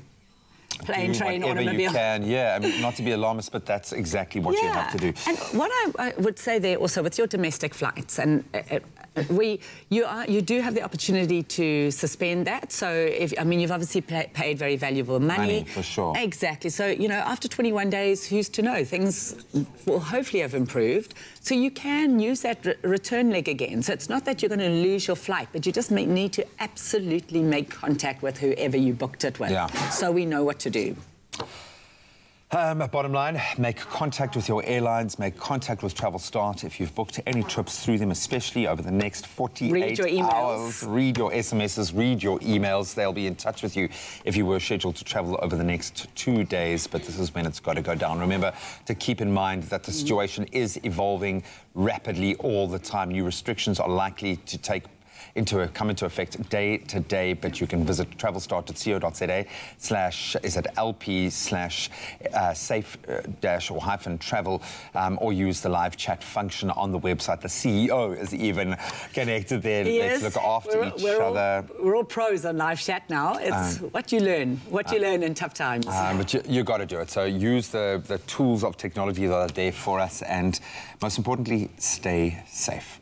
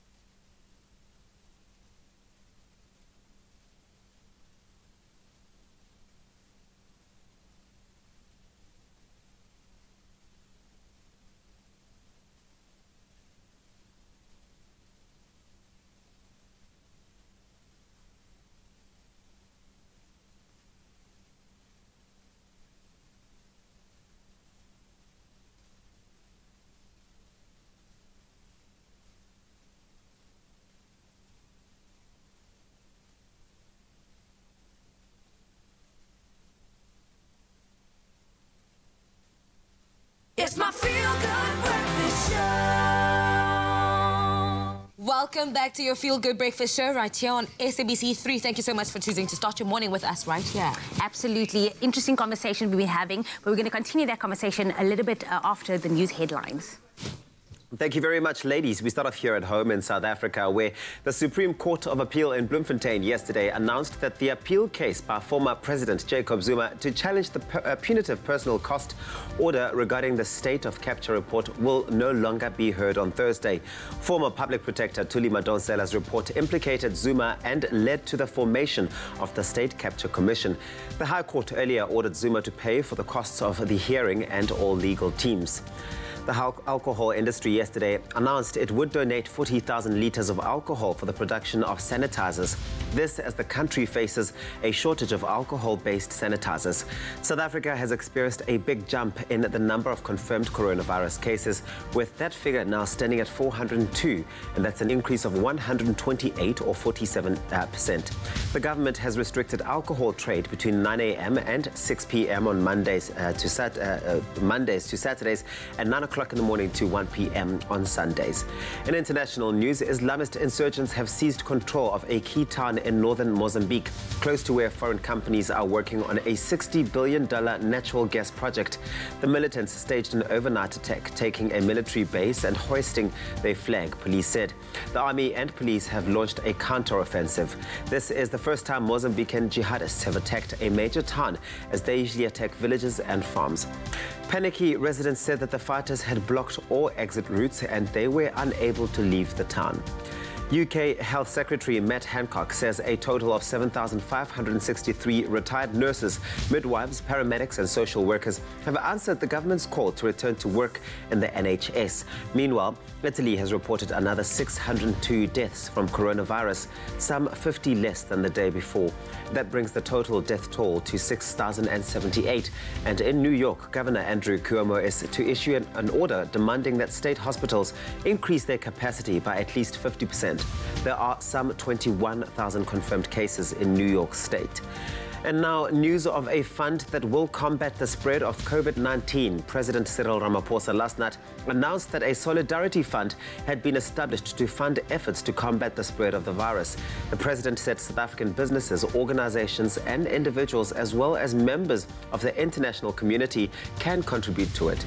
And the fund will focus on efforts to combat the spread of the virus, help track the spread, care for those who are ill, and support those whose lives are disrupted. It will fully account for every cent contributed and will publish details on the website. Government is providing seed capital of 150 million rand. The president applauded the Rupert and Oppenheimer families, who have each committed 1 billion rand each, to assist small businesses. Those who wish to donate can do so at www.solidarityfund.co.za right now. And now a quick look at the world of entertainment. While the coronavirus has brought the world to a standstill and upended daily lives, many people have found creative ways to continue lifting people's spirits during the practice of social distancing. Celebrity DJ D-Nice has been hosting virtual dance parties on his Instagram live channel and included appearances from a slew of his A-list friends on the app's live split feature. And we'll chat about this probably a little bit later on if there is still some time to delve into it. Right now, though, here's Graham Richards with a final look at what's happening in sports.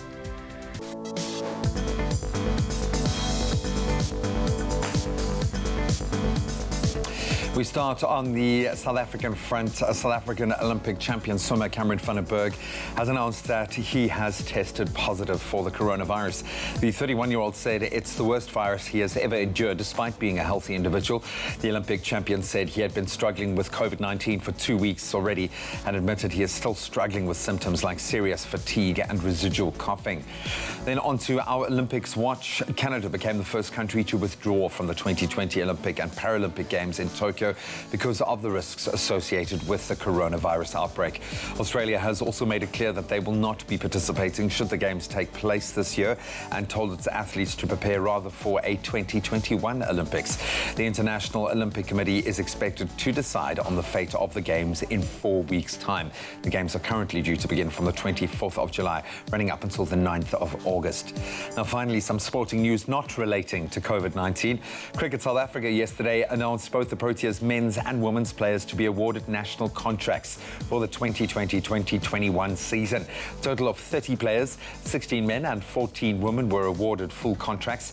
Warriors fast bowler Anrich Nokia and Lions duo of Dwayne Pretorius and Rassie van der Dussen have all earned upgraded contracts. Then Lions fast bowler Bjorn Hendricks also earned his first national contract. Then on to an evolving rugby story that we first reported on yesterday. The professional rugby unions in both Australia and New Zealand have now suspended all rugby. That includes the proposed domestic competitions we spoke about yesterday in an effort to curb the spread of the coronavirus. So Australia planned on launching a local tournament which featured 4 Super Rugby franchises and the Western Force in April. And the date for the start of the competition has now been moved. New Zealand was looking to launch a similar competition with their franchises, but now have said all rugby has been stopped. That's a wrap of your sport for this morning. Let's take a last look at the roads.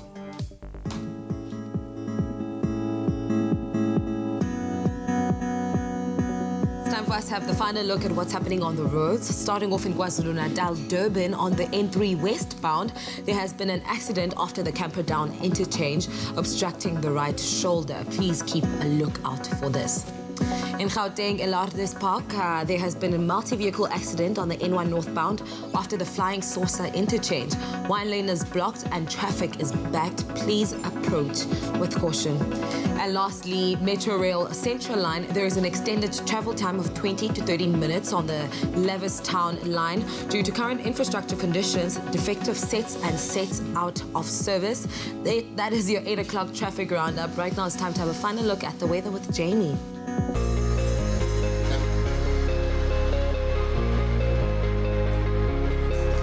Thank you so much, Kutle. Happy Tuesday to everyone. And it's a final look at the weather. Now, of course, we've asked you to send in your sunrise pictures this morning. Thank you so much to Samantha for your blue skyline from Muizenberg, as well as Courtney for your stunning sunrise picture from Richards Bay, as well as our regular photographer, Nancy Govender, for your beautiful skyline from Pennington. And then last but definitely not least, another regular for us is Gary Outcome for your spectacular sunrise picture from East London. We absolutely love seeing it. But right now, let's take a final look at the temperatures for the rest of the country, starting off in Polokwane, your low is 16, peaking at 28 degrees. Now, thunderstorms are expected for you in Mbombela today, ranging from 18 to 32 degrees. If you do find yourself in Pretoria, your low is 16, peaking at 28 degrees. Johannesburg, 14, 26. And then high humidity can be expected for you, Mahikeng, ranging from 14 to 28 as well. Klerksdorp, 14, 29. And then a northwesterly wind of 15 kilometers per hour can be expected for you, Kimberley, with a low of 18 and a maximum of 32. Bloemfontein, 13, 28. Richards Bay, 21, 31. And then occasional rain coming through for you, Pietermaritzburg, today, with a low of 18 and a high of 30. If you do find yourself in South Africa's playground today, Durban, your range is 23, peaking at 28. And then a couple of showers coming through from Tata today, with a low of 16 and a maximum of 26. East London, 18, 24. And then high humidity expected for Craddock today, with a low of 12 and a high of 27. Port Elizabeth, PE, 15, 23. George, 13, 22. And then the coolest start to the morning can be found in Sutherland, with an all low of 8 and a high of 26. A southeasterly wind of 20 kilometers per hour can be expected for the mother city today. Cape Town with a low of 15 and a high of 24. Worcester, 11, 30. Springbok, 9, 32. And the highest temperature in the country can be found in Uppington, with a low of 19, peaking at 36. Whatever the weather, wherever you find yourself, go out there and spread some positivity.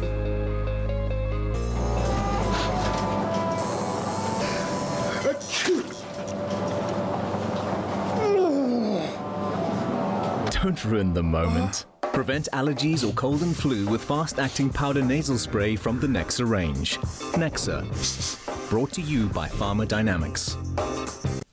It is a Tuesday and you're just in time to get your dose of health conversation here on your Feel Good Breakfast Show. Thank you so much for choosing to wake up with us this morning. Now, this morning we're focusing on endometriosis. It is the awareness of it that takes place all around the world during the month of March. And during this time, we honor and show support for about 200 million women worldwide who suffer from this disease. Now, endometriosis can have devastating effects on the quality of life for these women because of the painful symptoms and infertility.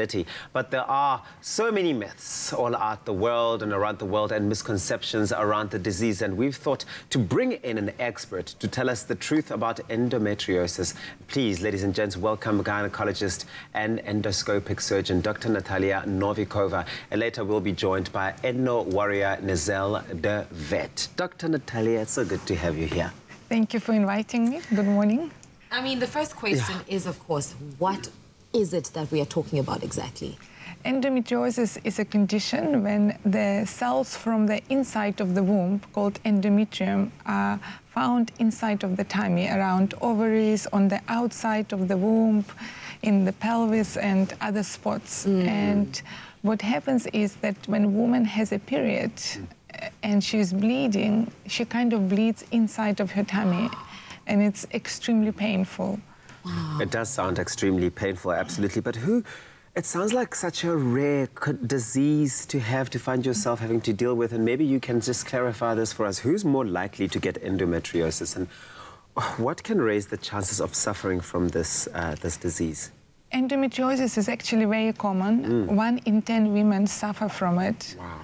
It's a lot of women. A lot of women. Wow. So it's really, really common. And quite often just thinking that heavy period, a very painful period, is just normal, actually is endometriosis. Women in reproductive age suffer from endometriosis, so from teenagers to women in their 40s. And usually it comes with painful periods and sometimes heavy periods. it's quite common that if your mother or your sister has endometriosis, that you would also have it. I mean, it's so strange because when we experience period pains every month and all of that, you think it's just part of your cycle. You need to go through this menstrual thing. But how do you then know, okay, this is concerning and I need to go visit a doctor to see whether or not I am suffering from this condition? If the pain is so severe that you have to miss work, that you have to take a lot of painkillers, it's not normal. You've got to see a specialist. I think as a rule, I think generally is that if you are experiencing pain to that extent, the first thing to think and to have to do is to go see a professional, go see a medical professional, because it's better to be safe than not. And you can't just leave it to your imagination. But of course, this conversation continues. We're talking about endometriosis awareness, and it's the month of March with specifically shining the spotlight on this condition and this disease. Connect with us on our Facebook, Expresso Morning Show SABC3, with any questions that you have for any of our guests that we're going to be chatting to. Right now, let's take a break. We'll see you after this.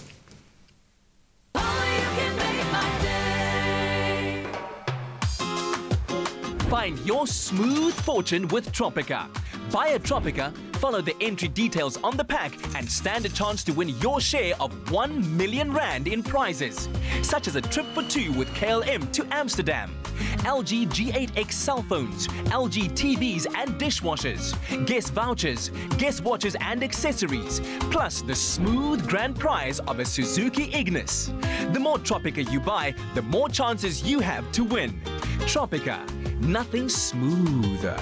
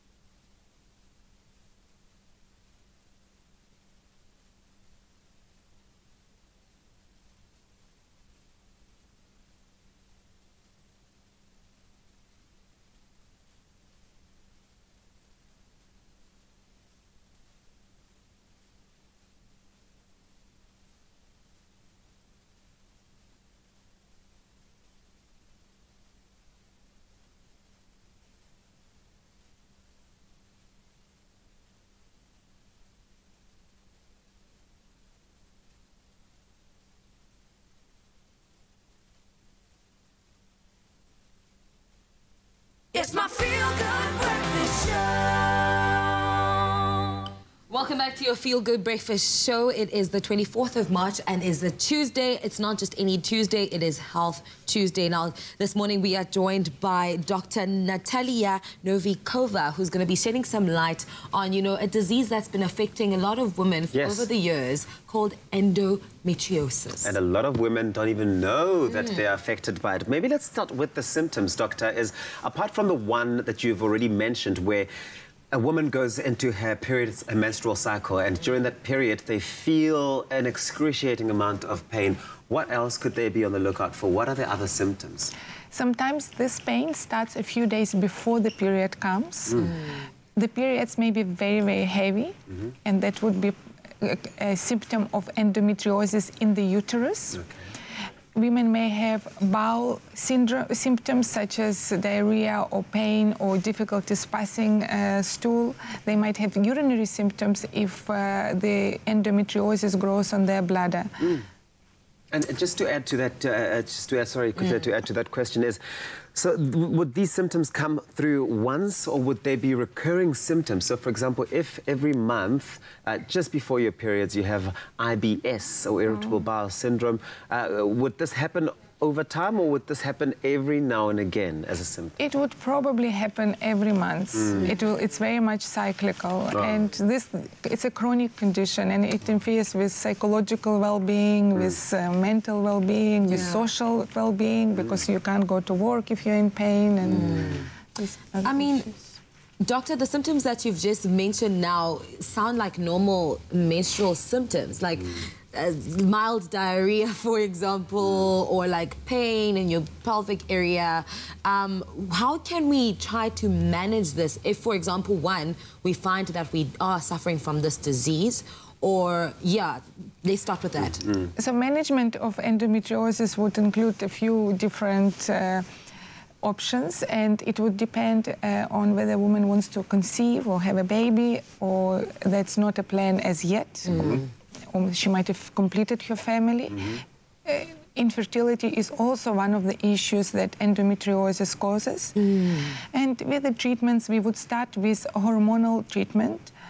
And it would be either contraceptive pill to start with, or a patch, for example, which we would advise to take continuously and skip the period. If we can skip the period, then there will be no pain and potentially even no bleeding or very light bleeding.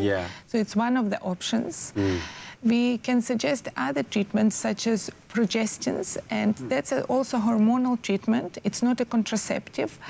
One of the medications that was developed specifically for treating of endometriosis is called Visan, and you would take it through your cycle for months and months, and that would potentially stop the periods. The problem with that medication is that it creates like consistent severe PMS with moodiness, and some women just can't tolerate it. So you're sorting out one condition and delving straight into another. But of course, before you manage it, it has to be diagnosed, right? Yes. How do you diagnose it? Where should you go? What specialist should you be seeing as a woman suffering from this potentially, or thinking that you might be suffering from it? So it's a good idea to see a gynecologist, and potentially a gynecologist specializing in the treatment of endometriosis. And we would start with a history taking, medical history, family history, your symptoms and your lifestyle and surgical history, and then we'll do examination. And at times we can diagnose endometriosis on examination. It will be a suspicion of endometriosis, not necessarily actual diagnosis. And we will do pelvic ultrasound, which will show us endometriotic nodules or changes in the uterus suggestive of endometriosis, or in the ovaries. However, the actual diagnosis of endometriosis is made with the surgery called laparoscopy, or keyhole surgery, which is performed under general anesthesia. You'll have a little cuts on your tummy. We put the telescope in, examine your tummy, and we see endometriosis and excise it, remove it, send it to the lab, and confirm that it's endometriosis. This is fantastic. Dr. Natalia Novikova, you are such a champion in this space, and we really do applaud you for the work that you do in the health space for women in particular. And I'm excited that we're going to continue this conversation, our part 3, delving into this conversation and shedding some light onto it. So make sure to keep it locked right here on your Feel Good Breakfast Show. Thank you so much, team. Now let's turn our attention to the Tuesday buzz. There is nothing smoother than winning when you buy a Tropica, and trust me, there are a lot of prizes up for grabs when you buy Tropica. Just like a trip for 2 with KLM, LG Q8X phones, smart TVs, steam dishwashers, guest watches, accessories, plus smooth grand prize, the big one, the Suzuki Ignis. The more Tropicas you buy, the more chances you have to win. Absolutely, and today we are announcing our latest LG winner. Congratulations to, wait for it, Vincent Itaba Mohlokana, who is the smooth winner of an LG Smart TV. And we actually have Vincent on the line. Vincent, are you there? Vincent, good morning. Are you there? Vincent? He's got so excited. He's just passed out. Good morning, Vincent. How are you? Morning. How are you doing, Vincent? I'm doing good, and you? I'm good, man. You don't sound that excited. Congratulations. You've just won yourself an LG Smart TV. How are you feeling, man? I'm just like over the moon because I was planning to get the Smart TV together with my wife. So this is just a surprise. But I never thought I would win. But the moment I received the call, I was like, wow, oh my God, this is really amazing. And when I found the TV, I really, really thank the Tropica. Thanks a lot to Tropica. Thanks a lot. Thanks a million times. Bless your heart, Vincent. We're so happy for you, though. You do sound excited. I know you're a bit overwhelmed, but congratulations. And use it wise and continue to watch us on your Feel Good Breakfast show. Thanks a lot. Yes, I'm going to do so. It has so many features that I never thought I would find on the TV. Oh, I love it, man. And of course, you're going to have a lot more time to watch TV over the coming weeks, so it couldn't have come at a better time. So congratulations, Vincent. You really do sound like a worthy winner, so congrats to you and your wife. We hope you really enjoy delving into all of those brilliant features of your new LG Smart TV.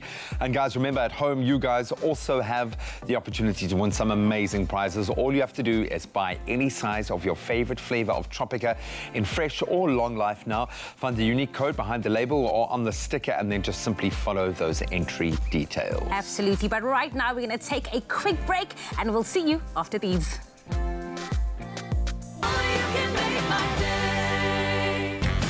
Who says second-hand is second best? At Cash Converters, you can buy top brands at bargain prices and sell your goods for instant cash.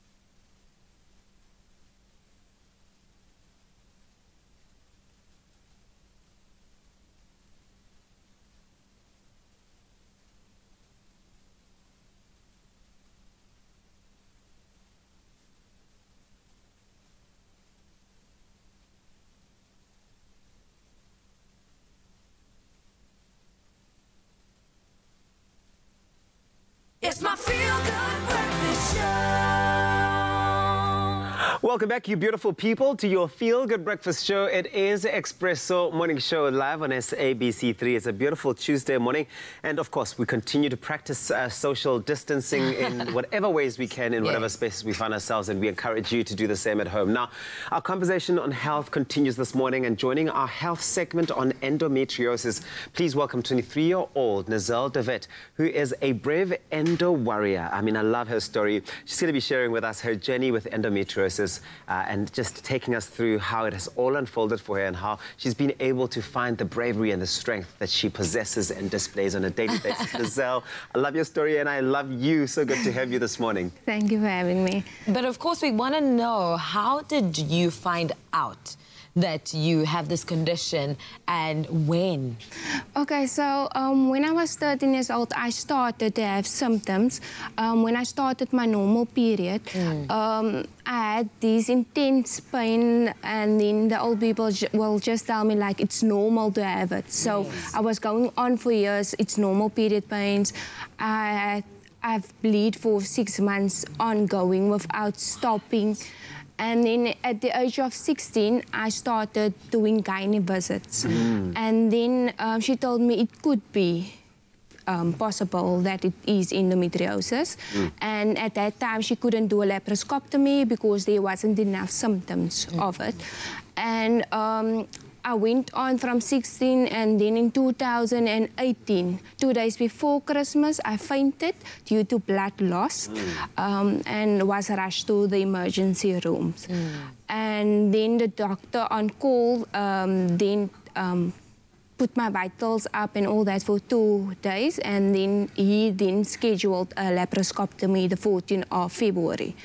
And then we went in for the laparoscopy, and after that, he came back to me and said, listen here, you have endometriosis. Me at that time was just, oh, okay, I didn't know what it was. And I was like, So I didn't know what it was. I said, okay, till I'm doing the journey and finding it out day by day what it actually means to have endometriosis. You have been so brave doing so, and so strong and so courageous, remaining consistent on that path and that journey. And I thank your family for being able to walk with you along this journey.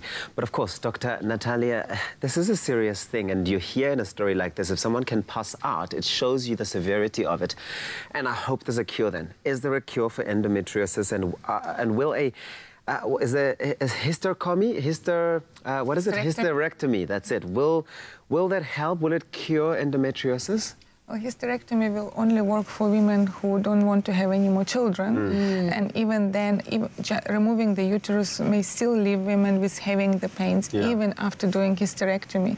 So it's not a cure, and I wouldn't rush into it immediately. I would start with other options that we've discussed. Pain management, hormonal treatments, and a surgery to actually remove the endometriosis tissue. This is a question for you, Doc, on my side. If you are going through this process and you are taking all the necessary measures that you need to take to kind of manage it, but if you want to carry a child, if you want to be pregnant, how does it work?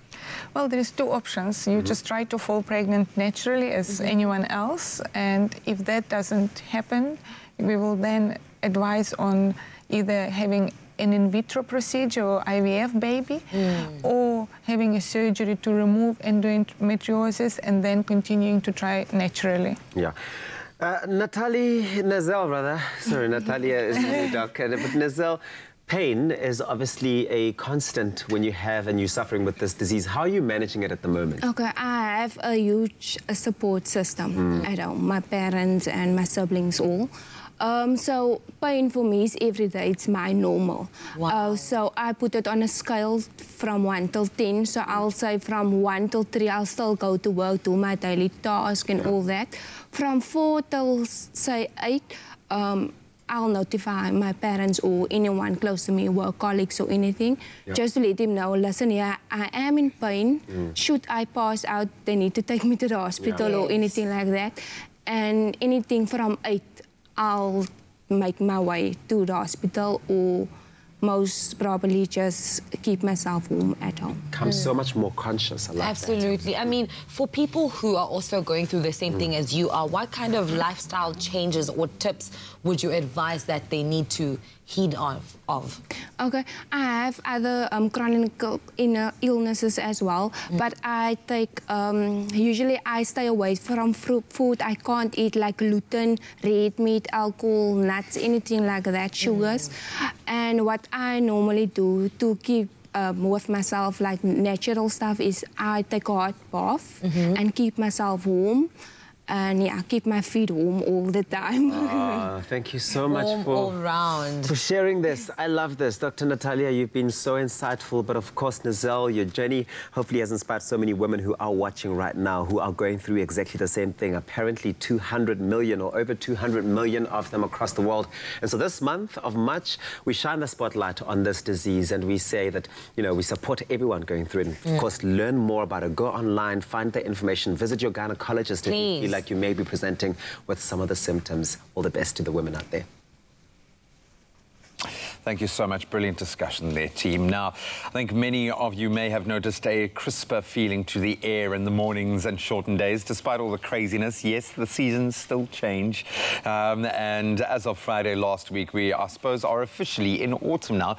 So what does that mean for our plants, this changing season and the many other developments going on around us at the moment? What does this mean for the way that we're going to interact with our green life around us? Well, for you that are at home, it'll give you extra time, obviously, to care for your plants.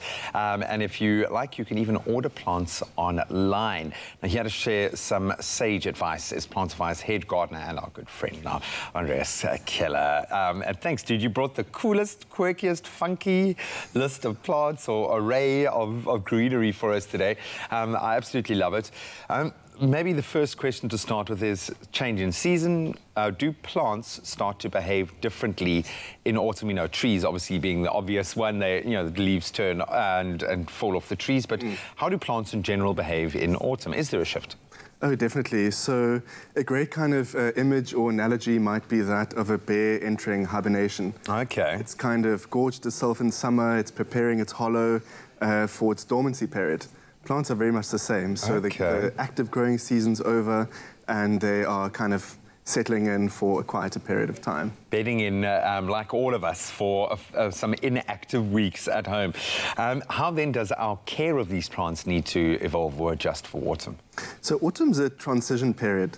So generally the days get shorter and also the temperature drops. So that's something to be mindful of. But in general, there are kind of three things to adjust. The first is to cut back on fertilizing, because plants don't need as much fertilizer to kind of push out new growth. And if there's too much fertilizer around, it can actually damage the plant. It can burn the roots, it can do all sorts of weird things with the leaves, the foliage. So cut back on fertilizing. When you say cut back, to what extent? So, you know, you can, this is a science, but a general rule is cut back to once a month. Okay, cool, any other? So cut back on watering. So generally light and water are kind of an equilibrium that you maintain, and as the light reduces, you could be overwatering. So cut back on the watering, because too much water can cause root rot and can damage the plant. So just cut back. But there might be, you know, the odd kind of wild card hot day still in autumn. So actually, like, actively check your plant. And you can let it, you know, you can feed directly, intuitively off how much sunlight and how long that day is and how hot it is. Then, let's just up the water intake. Yeah, exactly. Brilliant. So water, and the other thing is light, of course. So the days are getting shorter, so you might want to just move your plant a little bit closer to the window. But just be mindful that the sun is reducing, like, its apex isn't super high. It's actually a bit lower, so it might actually be shining a bit further into the room. So a plant that previously didn't have light might be getting light now. So instead of like just a one size fits all, just actually actively look what your plant needs. Just be mindful of the shifting season. I love that. Just with regards to the overwatering in particular, because I think that's something that many of us are, because you want to just keep loving your plant and keep making sure that it's going healthy. And I know you've given us some great instruction when it comes to each plant. Is there a sign that you are watering? When do we know that root rot has kicked in, and can you come back from that? You can. So the kind of, when it's a little bit too late is, generally speaking, when the plant has died, or, I mean, a green leaf, if it's turning yellow, generally speaking, that's overwatering. Okay. The easiest way is to actually just remove the pot and to see. So typically, you know, if you're kind of like checking the topsoil, it might be dry, but there might be a layer of wetness around the soil. So just pull it away and pop it back in, and that's the easiest way to see. I suppose no one is untouched by the coronavirus pandemic, especially when it comes to the online shopping space, something that you've created a wonderful little niche for yourselves. How would you suggest people go about shopping responsibly during these times? So during, you know, social distancing and the imminent lockdown is kind of, you know, what we're looking at, and people have been looking at shopping online in order to still stay connected and get the goods that they need, including plants. So at Plantify, we've looked at the World Health Organization prevention measures, and also some from the Center for Disease Control, in order to kind of inform what we, you know, how we go about that. So internally, we really have upped our sanitation game, and other measures in order to be like super safe about it. What's just, and I know we have gone through this before, but can you take us through the steps that we would follow with Plantify to buy a plant? Yeah, so I mean, you can buy as normal online. We've, just as an aside, we've written a blog post, so viewers can kind of look up on how to safely order online. Okay, fantastic. But there's one aspect to be mindful of, so is the kind of surface lifetime of the virus on different materials, cardboard, plastic, etc. So there's some new sort of published research on that. So generally speaking, on cardboard, it's up to 24 hours. Okay. It's not the primary means of transmission, according to the research, but it's just something to be mindful of. So if somebody receives a parcel, of course, you kind of want to keep a distance from the courier, sign the kind of receipt with your own pen, place the parcel in a safe space, 24 hours, wash your hands, sanitize them, and then open the parcel after 24 hours, if possible. And that would be, I think, as it relates to all online shopping.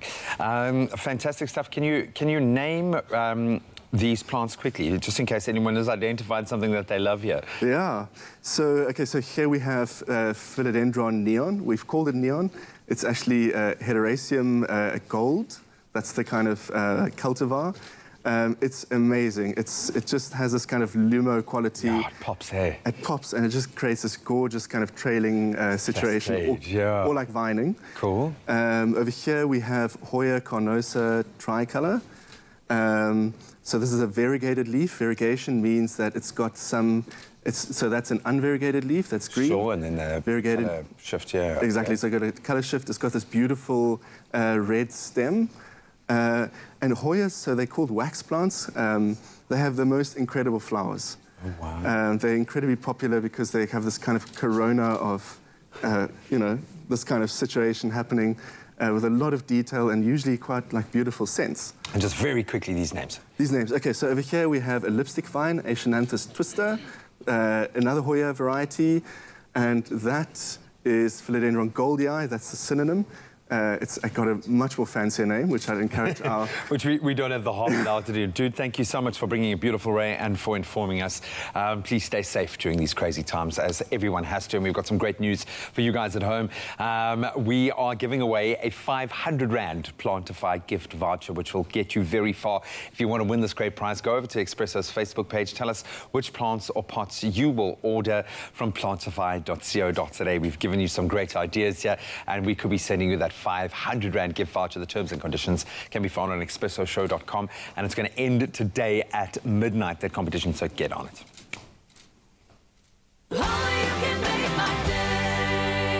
Wherever you may be, all Expresso prizes are delivered to you by Globe Flight, delivering smiles since 1998, 24/7, 365.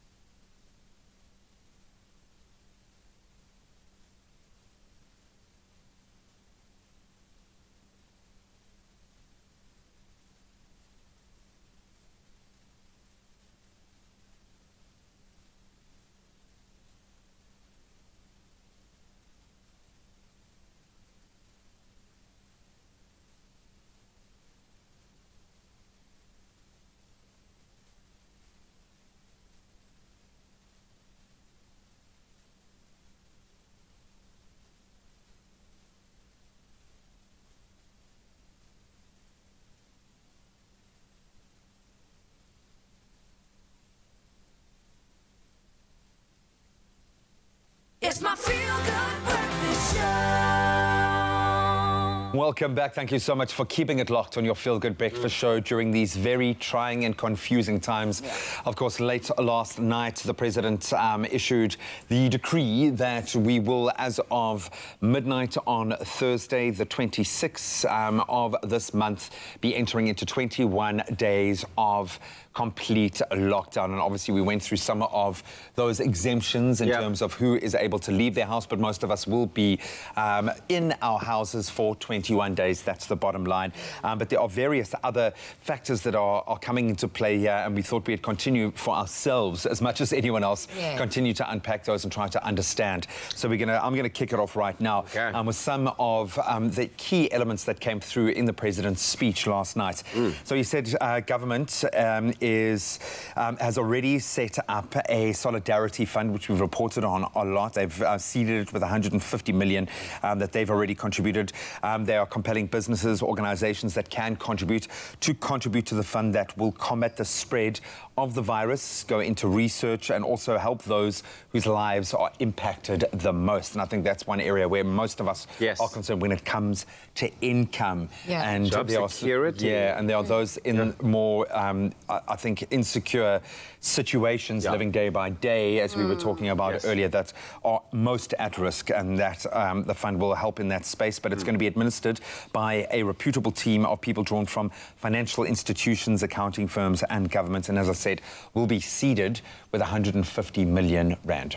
This is absolutely fantastic. Now, it's a big announcement. 1 billion rand each has been contributed from Rupert and the Oppenheimer families to support small businesses during this time, which is absolutely very important, because small businesses are such an important part of the economy. They're going to take such a big knock. Of course, regulations will be put in place to prohibit unjust price hikes and to ensure shops maintain adequate stocks to prevent panic buying, which we have been seeing a lot of. And of course, very strong action against, stockpiling, for example, is being put into place against corruption, which we'll also see is also a part of what strong action is being taken against.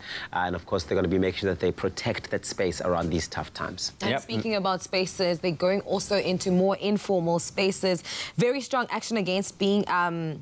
rather a safety net is being developed to help people in informal sectors whose businesses will suffer, but more details will follow in the next few days to alleviate congestion, old age pensions and disability grants available from the 30th and the 31st So that's of March. a day earlier? Yes, a day earlier than usual, and other grants available on the 1st of April. All channels of access are still available for grants: post offices, ATMs, retail and cash pay points. Absolutely. Now, special dispensation for companies in distress due to the COVID-19. Now, employees can also receive wages through temporary employee relief schemes to avoid retrenchment at this time, because I think that's also what a lot of people is fearing right now, is being retrenched at this time.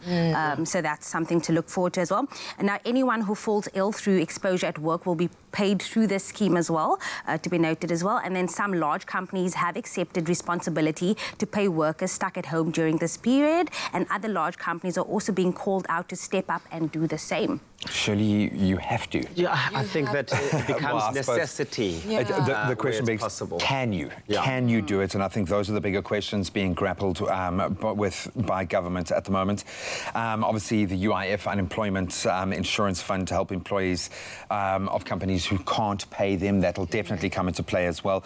Then a tax subsidy is going to be implemented of up to 500 rand a month for private employees who earn up to 6,500 rand per month, and that's for the next 4 months. And then 500 million rand is being made available for small to medium businesses in distress through a very simplified application process. I think the most important thing is to watch this space. So far, the lines of communication have been strong. So far, we haven't been led astray. The President and the team working around him have been on it, and while these seem like very drastic measures, these are measures that have to be put in place for our long-term safety. The sooner we get onto this, the sooner we can move through this.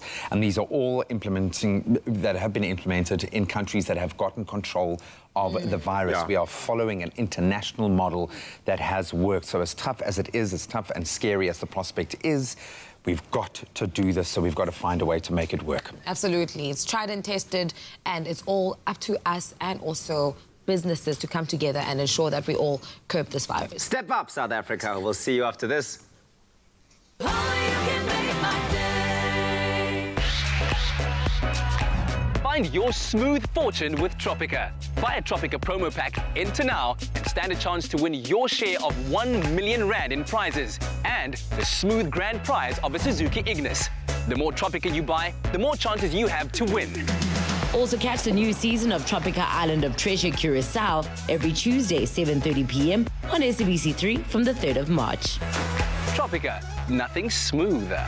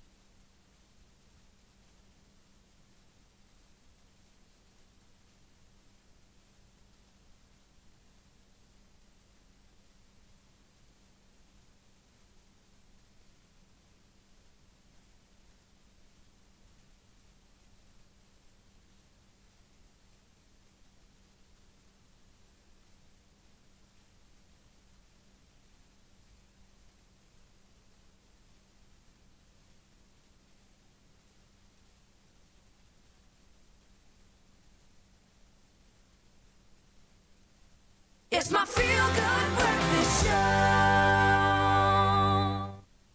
Welcome back, you beautiful people, to your Feel Good Breakfast Show, Expresso live on SABC3 Tuesday morning. Of course, following yesterday's announcement of what the country will be headed to in terms of direction from the president, we are taking a look at some positive stories from around the world that have captured our attention, right? Absolutely. We already reported on 2, but now we have another 2 to report to you. One of them being from Jimmy D. Now, he's a 7-year-old young boy from Essex in Europe, England, who spent his pocket money on toilet rolls, food and essentials for the elderly in his neighborhood. Look at that cutie That is pie. such a cute thing. The first thing I thought when I saw that picture, I thought, what a little stockpiler. But the story has such a positive turn to it. This is so beautiful. So he's looked at the challenge that the elderly are often unable to get to the shops. Even when they do get to the shops, everyone's buying the stuff and it's all finished by that time. He's taken it to his own hands and put them in the toilet tissue papers. I love that. Now get this, right? His mom explained what started off with her taking a trip to the supermarket led her to a son delivering a trolley full of toilet paper to the elderly. Love it. Now this kind gesture had Jimmy's mom in tears. I'm sure I would have cried snot and tana as well, as she originally couldn't find any in sight. So her son said, "Mom, let's buy lots of toilet paper," I'm trying to do an accent, "and give it to the people who need it the most." With Jimmy's remaining pocket money, he will also be using it towards his next idea of purchasing snacks and drinks for paramedics. So this is really just a way of showing the community that you can stick together. We can help the elderly. We can help those that is going out there and fighting tirelessly to help the others. Absolutely, but it also shows you that what you teach your children at home goes on and transcends beyond the home into those spaces where the kids start to show that human nature and that positive care for other people coming through. Another story that has captured our attention is one from Italy. Okay, so this one's got to do, with an aspect of human nature that can unite everyone, which we all know is music. Music can unite, and it does. It has proved to be a source of solidarity for Italians during the pandemic that has infected more than 15,000 people, and it's claimed 1,000 lives in the country. Now, Italians are singing together in harmony from behind closed doors. How's that? Residents in Siena, a city in Tuscany, they leaned out of their windows and they broke into song in a moment captured in a video posted to Twitter. Please have a look at this.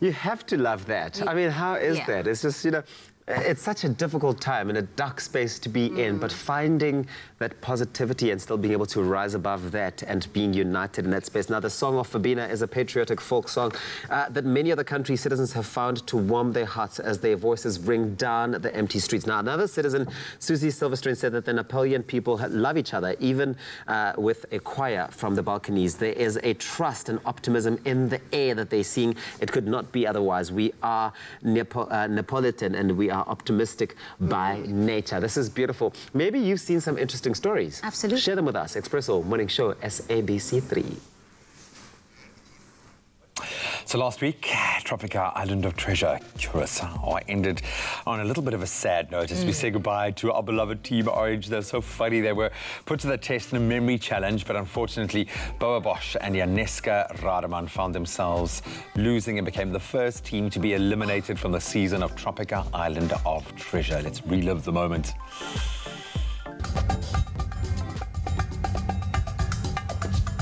Orange. Team Orange, you've shown me pineapple.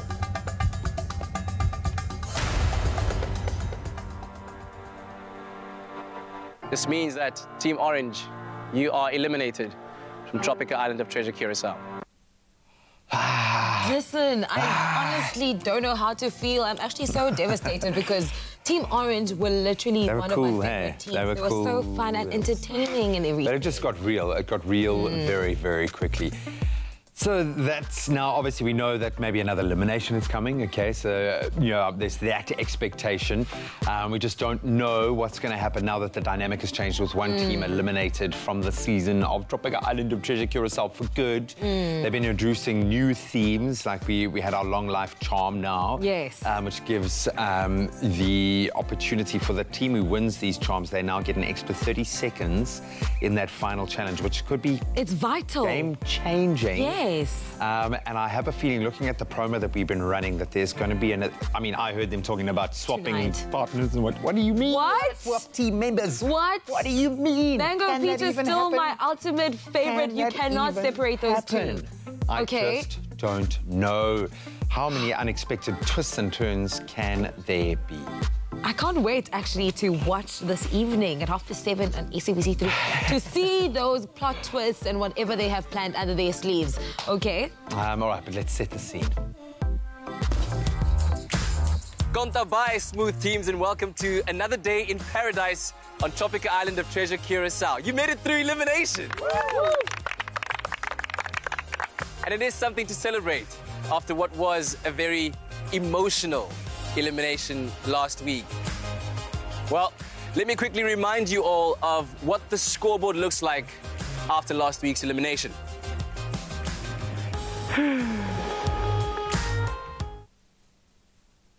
Oh, man. So if you at home want to know what's going on that scoreboard, you've got to just tune into Tropica Island of Treasure Curacao tonight at 7:30.